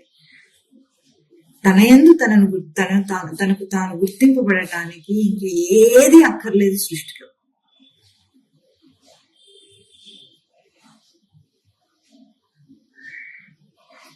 ప్రతి కదలికలో నిద్రపోతున్నాము, లేస్తున్నాము. అదేనా చూడు. ఇప్పుడు మనము రోజు భౌతికంగా దేహంతో అనుభవించే గాఢ నిద్ర అవస్థ ఎట్లా ఉందంటే, అది సాక్షి మాత్రంగా తన నుండి చెబుతున్నప్పటికీ ఆ ఆనందాన్ని అనుభవించండి, గాఢ నిద్రలో సుఖంగా ఉన్నానని ఏదైతే తన సాక్షి మాత్రంగా చెబుతున్నప్పటికీ ఊహాత్మకంగానే ఉంది తను. అంటే అది తమోభిభూత సుఖరూపమైతే అయింది, అంటే తమస్సుగా మారిపోయింది. అయితే ఇప్పుడు ప్రతి ఒక్క కదలికలో తాను జాగ్రత్త స్వప్న సుషుప్తి అవస్థలను అనుభవిస్తున్నాడని ఒకసారి నిలిచి అక్కడే చూసుకుంటే 2-3 అవస్థలు అర్థం అవుతాయి. జాగ్రత్త అవస్థ ఏమిటి? ప్రవర్తన జాగ్రత్త అవస్థ అంటే బయటికి చేసే కర్మ, బయట ఇంద్రియముల ద్వారా చేసే ఒక యాక్ట్ ఏదైందో అది జాగ్రత్త అవస్థ. చేయాలి అనుకున్న ఒక ఊహ సంకల్పం మాత్రం ఏది ఉందో అది స్వప్న అవస్థ. అంటే నిద్రాణమై ఉంది. అది చేసినప్పుడు బయటకు వస్తుంది. ఆ చేయాలి అనుకున్న సంకల్పం ఎప్పుడు అనుకోవటం అని మనం అనుకుంటాం, మనసులో ఆలోచించి నేను ఇది అనుకున్నాను అని అనుకునేది ఏ అవస్థ ఉందో అది స్వప్న అవస్థ తనకి. ఇంక ఈ రెండు కూడా లేకుండా చేయటం అనే ఆ ప్రక్రియ లేకుండా దాన్ని ఊహించకుండా తాను ఉండటం అనేది సుషుప్తి తనకి. ప్రతి యాక్ట్ లో అంటే ప్రతి కర్మలో ప్రతి ఆచరణలో తనకి 3 అవస్థలు తెలియబడతాయి. అంటే ఏదీ లేని సంకల్పం మాత్రం కూడా లేని తన మనస్సునందు ఎందుకు ఎట్లాగో ఒక ఆలోచన వచ్చింది, ఆ ఆలోచనను కార్యరూపంలోకి తీసుకొస్తున్నాను నేను. జాగ్రత్త స్వప్న సుషుప్తి 3 అవస్థలు. సుషుప్తిలో ఉన్నవాడు జాగ్రత్త అవస్థకి ఎందుకు వస్తున్నాడు? నిద్ర లేచినప్పుడు నువ్వు గుర్తించలేకపోతే ఒక పనిలో గుర్తించు. ఉన్నవాడు ఉన్నట్టు ఉండకుండా ఎందుకు నీలో ఒక ఆలోచన వచ్చింది, ఎక్కడి నుండి వచ్చింది, ఏ శక్తి వల్ల ఆలోచన వస్తుంది? ఆలోచన అన్న మాట కూడా మనం ఈ ఆలోచన పదాన్ని ఇక్కడ ప్రసిద్ధార్థంలో వాడుతున్నాం. ఒక థాట్ జనరేట్ అయింది, వచ్చింది లోపల నుండి అన్నప్పుడు ఎక్కడి నుండి వస్తుంది, ఎందుకు వస్తుంది, దేని ఆధారంగా వస్తుంది? మళ్ళీ నేను ఎందుకు గబ్బుకున్నదని చేసి ఊరుకుంటున్నా? కార్యతే వ్యవస, ఎందుకు అట్లా చేసి ఊరుకుంటున్నాను నేను? ఆ తర్వాత అది ఏమైపోతుంది, ఎక్కడ లీనం అయిపోతుంది? ఇది కదా సృష్టి స్థితి లయములు. మరి ఇంకెక్కడ వెతుకుతావు? సృష్టి ఎక్కడ జరిగింది? ఏ పార్టికల్ ఉంది? పార్టికల్ ఎంటాంగిల్మెంట్, 2 పార్టికల్స్ ఏమో ఐడెంటికల్ గానే ఎక్కడ ఉన్నా సరే బిహేవ్ చేస్తున్నాయి. ఈ పార్టికల్ మీద తర్వాత శోధన చేయను. Observer based consciousness, observer based universe అని దేన్ని అన్నావు? Who is that observer? Why is he observing? This is a $1 million question. ఎందుకు చూస్తున్నాడు వాడు? సరే, చూసేవాడు ఆధారంగానే జగత్తుంది. సరే, ఎందుకు చూస్తున్నాడు వాడు చెప్పు? ఎందుకు సృష్టి స్థితి లయములు జరుగుతున్నాయి ప్రతి క్షణము?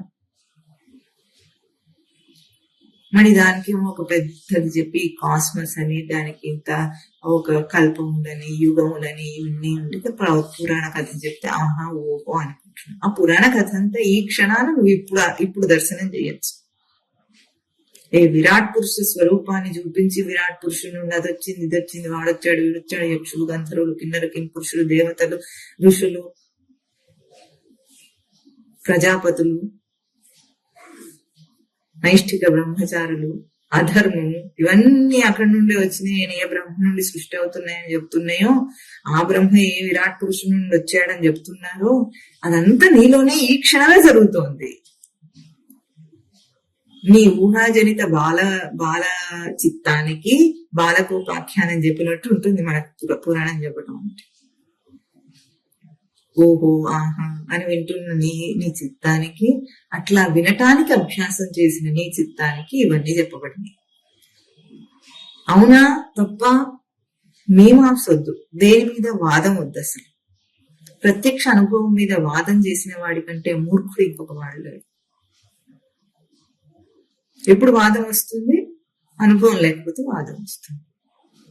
అనుభవించిన వాడు ఏం చెప్తాడు? మామిడి పండు గురించి ఎవరైనా ఇద్దరు వాదించుకుంటున్నారు అనుకుందాం, వీడేం చెప్తాడు? చూస్తుంటాడు. ఇద్దరు తినని వాళ్ళు మామిడి పండు గురించి, మామిడి పండు గొప్పతనం, దాని క్వాలిటీ, గుణగణాలు, దాని బ్రీడ్ ఇవన్నీ వాదించుకుంటున్నారు అనుకుందాం. వాళ్ళిద్దరు రైతులు, పండించేవాడు. వాళ్ళిద్దరు వాదిస్తున్నారు. వీళ్ళిద్దరికంటే సాక్షి స్వరూపంగా ఎవడు చూస్తున్నాడంటే తిని కూర్చున్నాడు వీడికి రుచి అర్థమైంది. వాళ్ళిద్దరు వాదనని చూస్తున్నాడు.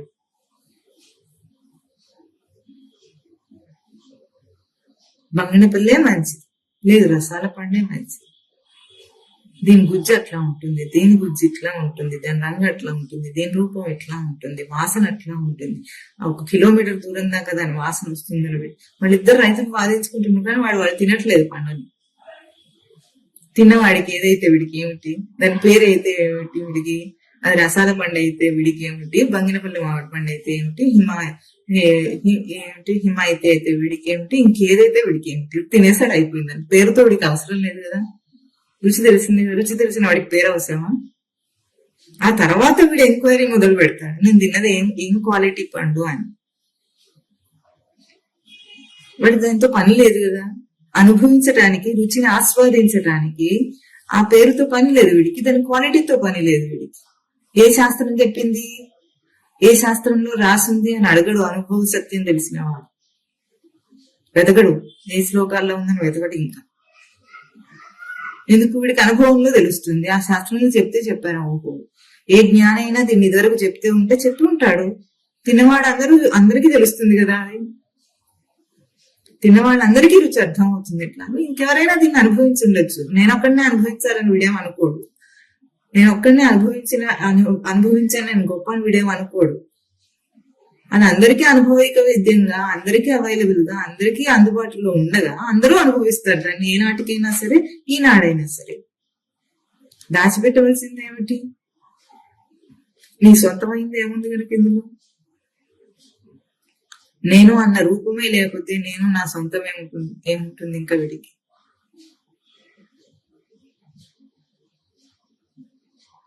ఎందుకు నేను చూస్తున్నాను జగత్తును అన్న ప్రశ్న వేసుకున్న రోజున సైంటిస్ట్ ఇంకా ఎదుగుతాడు ఎప్పటికైనా. వాడు కూడా ఇదే స్వరూపం కదా, వాడేం వేరే మెటీరియల్ తో తయారు చేయబడలేదు, వాడు కూడా సత్స్వరూపమే. వాటిలో వాడికే స్ఫురణ వస్తుంది.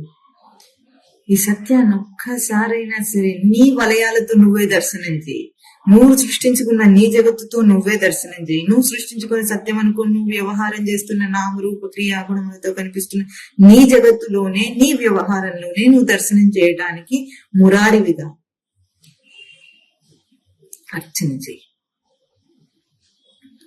అప్పుడు అర్థం అవుతుంది భజన అంటే అర్థం ఏమిటో, భజన పదానికి అర్థం ఏమిటో అప్పుడు అర్థం అవుతుంది నీకు. భజ సేవాయాం ధాతు, సేవ అన్న ఒక పదం చెప్పినంత మాత్రం చేత అది ఏమిటో అనుకో ఊహించేసుకునేది కాదు. ఇది గోవిందుణ్ణి భజించటం. గాం విందతి గోవింద. నీ ఇంద్రియముల్లో సమృద్ధి స్వరూపంలో తెలుస్తుంది గోవింద లక్షణం. నువ్వు ఊహించుకున్న నీ దేహంలోనే, నువ్వు నేననుకుంటున్న ఆత్మభావన చేస్తున్న నీ దేహంలోనే, ఎందుకు ఆత్మభావన చేయగలుగుతున్నావు ఆ దేహం మీద? అంత జడ పదార్థమైన దేహం మీద, జడములైన ఇంద్రియముల మీద శాస్త్రం జడములని చెప్తుంటే నువ్వెందుకు ఆత్మభావన చేయగలుగుతున్నావు అని ఒక్కసారైనా కనీసం సందేహిస్తే నీకు అర్థమవుతుంది. ఎందుకు చేయగలుగుతున్నావు? ఆ చైతన్యమే ఈ ఇంద్రియముల్లో ప్రవహిస్తుంది కనుక నీకు ఆత్మభావన చేయగలుగుతున్నావు. లేకపోతే ఈ బల్లని నేనని అన్నాడు కదా ఎవడు, ఎంత వాడుకున్నా ఈ బల్లని నేను అన్నాడు. ఎందుకు? చైతన్యము ఇక్కడ నుండి ఇక్కడికి, ఈ దేహం నుండి బల్లకి ట్రాన్స్ఫర్ అవ్వటం లేదు, కానీ ఈ దేహం అంతా మాత్రం నిండి ఉంది. చక్షురాధికరణ ద్వారా బహిస్పందతే, బయటికి వెలుగుతోంది. అది ఎట్లా? ఒక కుండలోంచి, చిల్లులోంచి వచ్చే నానా ఛిద్రంలో ఉన్న ఒక కుండలో ఎట్లా దీపం ఉంటే ఒక్కొక్క ఛిద్రంలోంచి ఒక్కొక్క దీపం లాగా అది ఎట్లా వెలుగుతోందో, అన్ని ఇంద్రియాల్లోంచి కూడా ఆ పూర్ణ తేజస్సే ప్రతి కదలికలో తెలుస్తూ ఉన్నప్పుడు ఇంకా దానికి వేరే అవసరం ఏమిటి? మీమాంస ఎక్కడ ఉంది? అందుకు దీని మీద నీకు ఆత్మభావన ఉంది. ఇంకో దాన్ని ఆత్మభావన చేయలేవు. వస్తువుని, జడ పదార్థాలు వేటిని దేహంలాగా జడమైనప్పటికీ వాటి మీద ఆత్మభావన చేయలేవు. దేహము పాంచభౌతిక నిర్మాణం. ఆ పంచమహాభూతములు మన చుట్టూ కూడా ఉన్నాయి. కానీ విడివిడిగా ఉన్న ఆ పంచమహాభూతముల యందు దేని యందు కూడా నువ్వు ఆత్మభావన చేయలేవు. ఒక ఆకాశము, ఒక గాలి, ఒక అగ్ని, ఏదైనా ఉంటే, నీరు, భూమి ఏదైనా ఉంటే ఒక్కదాన్ని తీసుకుని నువ్వు దాని మీద ఆత్మభావన చేయలేవు. కానీ ఈ పాంచభౌతిక దేహం మీద మాత్రం నువ్వు ఆత్మభావన ఎందుకు చేయగలుగుతున్నావు? ఇక్కడ ఆ జ్ఞానమే, ఆ ఎరుకయే ప్రవహిస్తుంది కనుక, చైతన్య రూపంలో ప్రవహిస్తుంది కనుక నువ్వు చేయగలుగుతున్నావు ఆత్మభావన. ఇది తెలుసుకుంటే దేహంలో ఉన్నప్పటికీ నువ్వు జీవన్ముక్తుడివే. ఇది సత్యం అనుకుంటే జీవిత బద్ధుడవుతాడు, జీవబద్ధుడవుతాడు. సత్యం తెలుసుకుంటే జీవన్ముక్తుడవుతాడు. దేహం విడిచిపెట్టేయాల్సిన అవసరం లేదు, ఉంచుకోవాల్సిన అవసరం లేదు, దాని గురించిన మీమాంస లేదు, వీడికి వాదన లేదు, వీడికి ఏ విషయంలో వాదన లేదు. ఇది మురారి సమర్చ. నీ వలయాలకు నువ్వు ఆరోపణ చేసుకున్న నీ ఆభాస స్వరూపాలకు నువ్వు శత్రువు అవుతావా, వాటిని హింసిస్తావా, లేదా వాటిని ప్రవర్తింపజేస్తావా? ప్రసిద్ధార్థం చేత నువ్వు శత్రువువైనా మురారివే, నువ్వు వాటిని హింసించినా మురారి, వాటిని ప్రవర్తింపజేసినా మురారివే. సకృతపీయేన మురారి సమర్చ తస్య యమః చర్చాం క్రియతే. ఇంకా వీడు బతుకున్నాడా బతికిలేడా, వీడు తింటూ తాగుతూ ఉన్నాడా లేడా, వీడు నియమబద్ధంగా ఉన్నాడా నియమోల్లంఘన చేస్తున్నాడా, వీడి మీద చర్చ లేదు వీడికి. అవునా కాదా? చర్చ ఎప్పుడు వస్తుంది? చర్చ ఎప్పుడు వస్తుంది? ఎవరైనా ఒక మనిషి ఒక మాట అన్నాడు అనుకున్నా, ఆ మాట మీద ఎదుటి వ్యక్తి స్పందించి ఒక వ్యాఖ్యానం చేయాలి. ఆ వ్యాఖ్యానం ఎట్లా ఉంటుంది? ఈ మాటని అవునని అనాలి లేదా కాదని అనాలి. వ్యాఖ్యానం అంటే అంతే కదా. అవునంటే ఒప్పుకున్న చర్చ, కాదంటే ఒప్పుకోని చర్చ, అంతేనా? ఎదుటి వ్యక్తి అన్న మాటకి నువ్వు స్పందించకనే పోతే, వ్యాఖ్యానమే లేకపోతే దానికి చర్చ ఏముంటుంది? ఇంకా ఉంటుందా? ఏదన్నా సరే అన్నాము, ఇంక వాళ్ళిద్దరి మధ్యలో మాట్లాడుకోవటానికి ఒక అంశం ఉండదు. చర్చ ఎప్పుడు వస్తుంది? అవునంటే కాదంటే వస్తుంది. వీడికి అవును లేదు కాదు లేదు, ఇంకా చర్చ లేదు. పొద్దు పోకపోతే ఒకడు అవుననాలి, ఒకడు కాదనాలి. అవునా? పొద్దు పోయిన వాడికి అవును లేదు కాదు లేదు ఏమంటారు? నాకు చాలా పని ఉందమ్మా పద, దీని మీద నాకు వాదం వద్దు కదా అంటాడు. పనున్నవాడు ఎట్లా అంటాడు? ఇంకా జీవన్ముక్తుడైన వాడు ఏమంటాడు? ఇంకా నాకేం వాదం వద్దు ఏమొద్దు, సరే పని, నువ్వు గొప్ప, వీడికి వీడికి ఏమీ చింతలేదు, నువ్వు దిబ్బ, వీడికి ఏమీ చింతలేదు. ఎందుకు? గొప్ప అన్నది వాడన్నాడు, దిబ్బ అన్నది వాడనుకుంటున్నాడు. వీడికి ఆ కమెంట్ మీద, ఆ వ్యాఖ్యానం మీద దానికి వీడికి ప్రతిస్పందన లేదు. సకృదపీయేన మురారి సమర్చ తస్య యమః న చర్చాం క్రియతే. ఇంకేం అభయం కావాలి మనిషికి?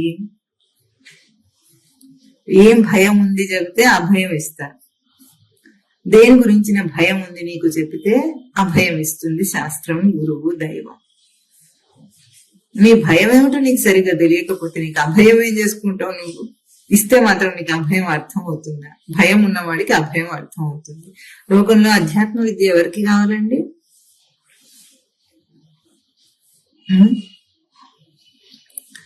ఈ సంసారంలో పుట్టుక చావుల నుండి కాస్త వాటి మీద విచారణ వచ్చి, పుట్టుక చావు అనేవి రెండు జరుగుతున్నాయని వాడు గుర్తించి దాని మీద కాస్త చింతించే వాడికి అధ్యాత్మ విద్య ఆధారం కావాలి. అవునా? ఆ చేయని సంసారి ఎవడైనా ఉంటే లోకంలో జగత్తులో పుట్టుకుపోతున్న ప్రజలు ఎంతో మంది ఉన్నారు. వాడు పుడుతున్నాడని, వాడు పెరుగుతున్నాడని, వాడు ప్రవర్తిస్తున్నాడని, చచ్చిపోతున్నాడని, వాడికి అది కూడా స్పృహ మాత్రం కూడా లేని వాడు ఉన్నాడు. వాడికి ఏముంది? చర్చ ఏముంది ఇక్కడ? ఇంకేం చర్చ లేదు. అట్లా అంతేనా? జీవన్ముక్తుడు కూడా అట్లాగే. అంటే అజ్ఞానంలో కాదు, జ్ఞానంలో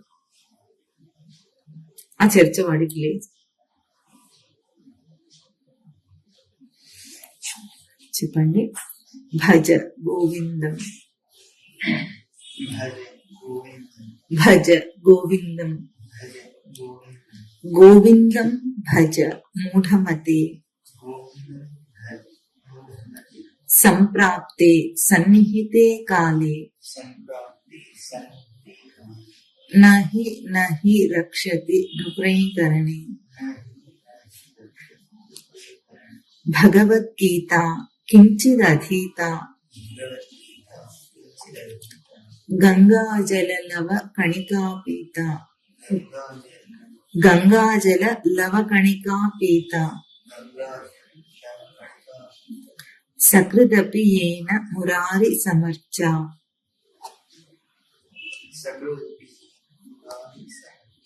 క్రియతే తస్య क्रियते యమోపి న చర్చా. यमोऽपि न चर्चा। ఓం తత్ సత్.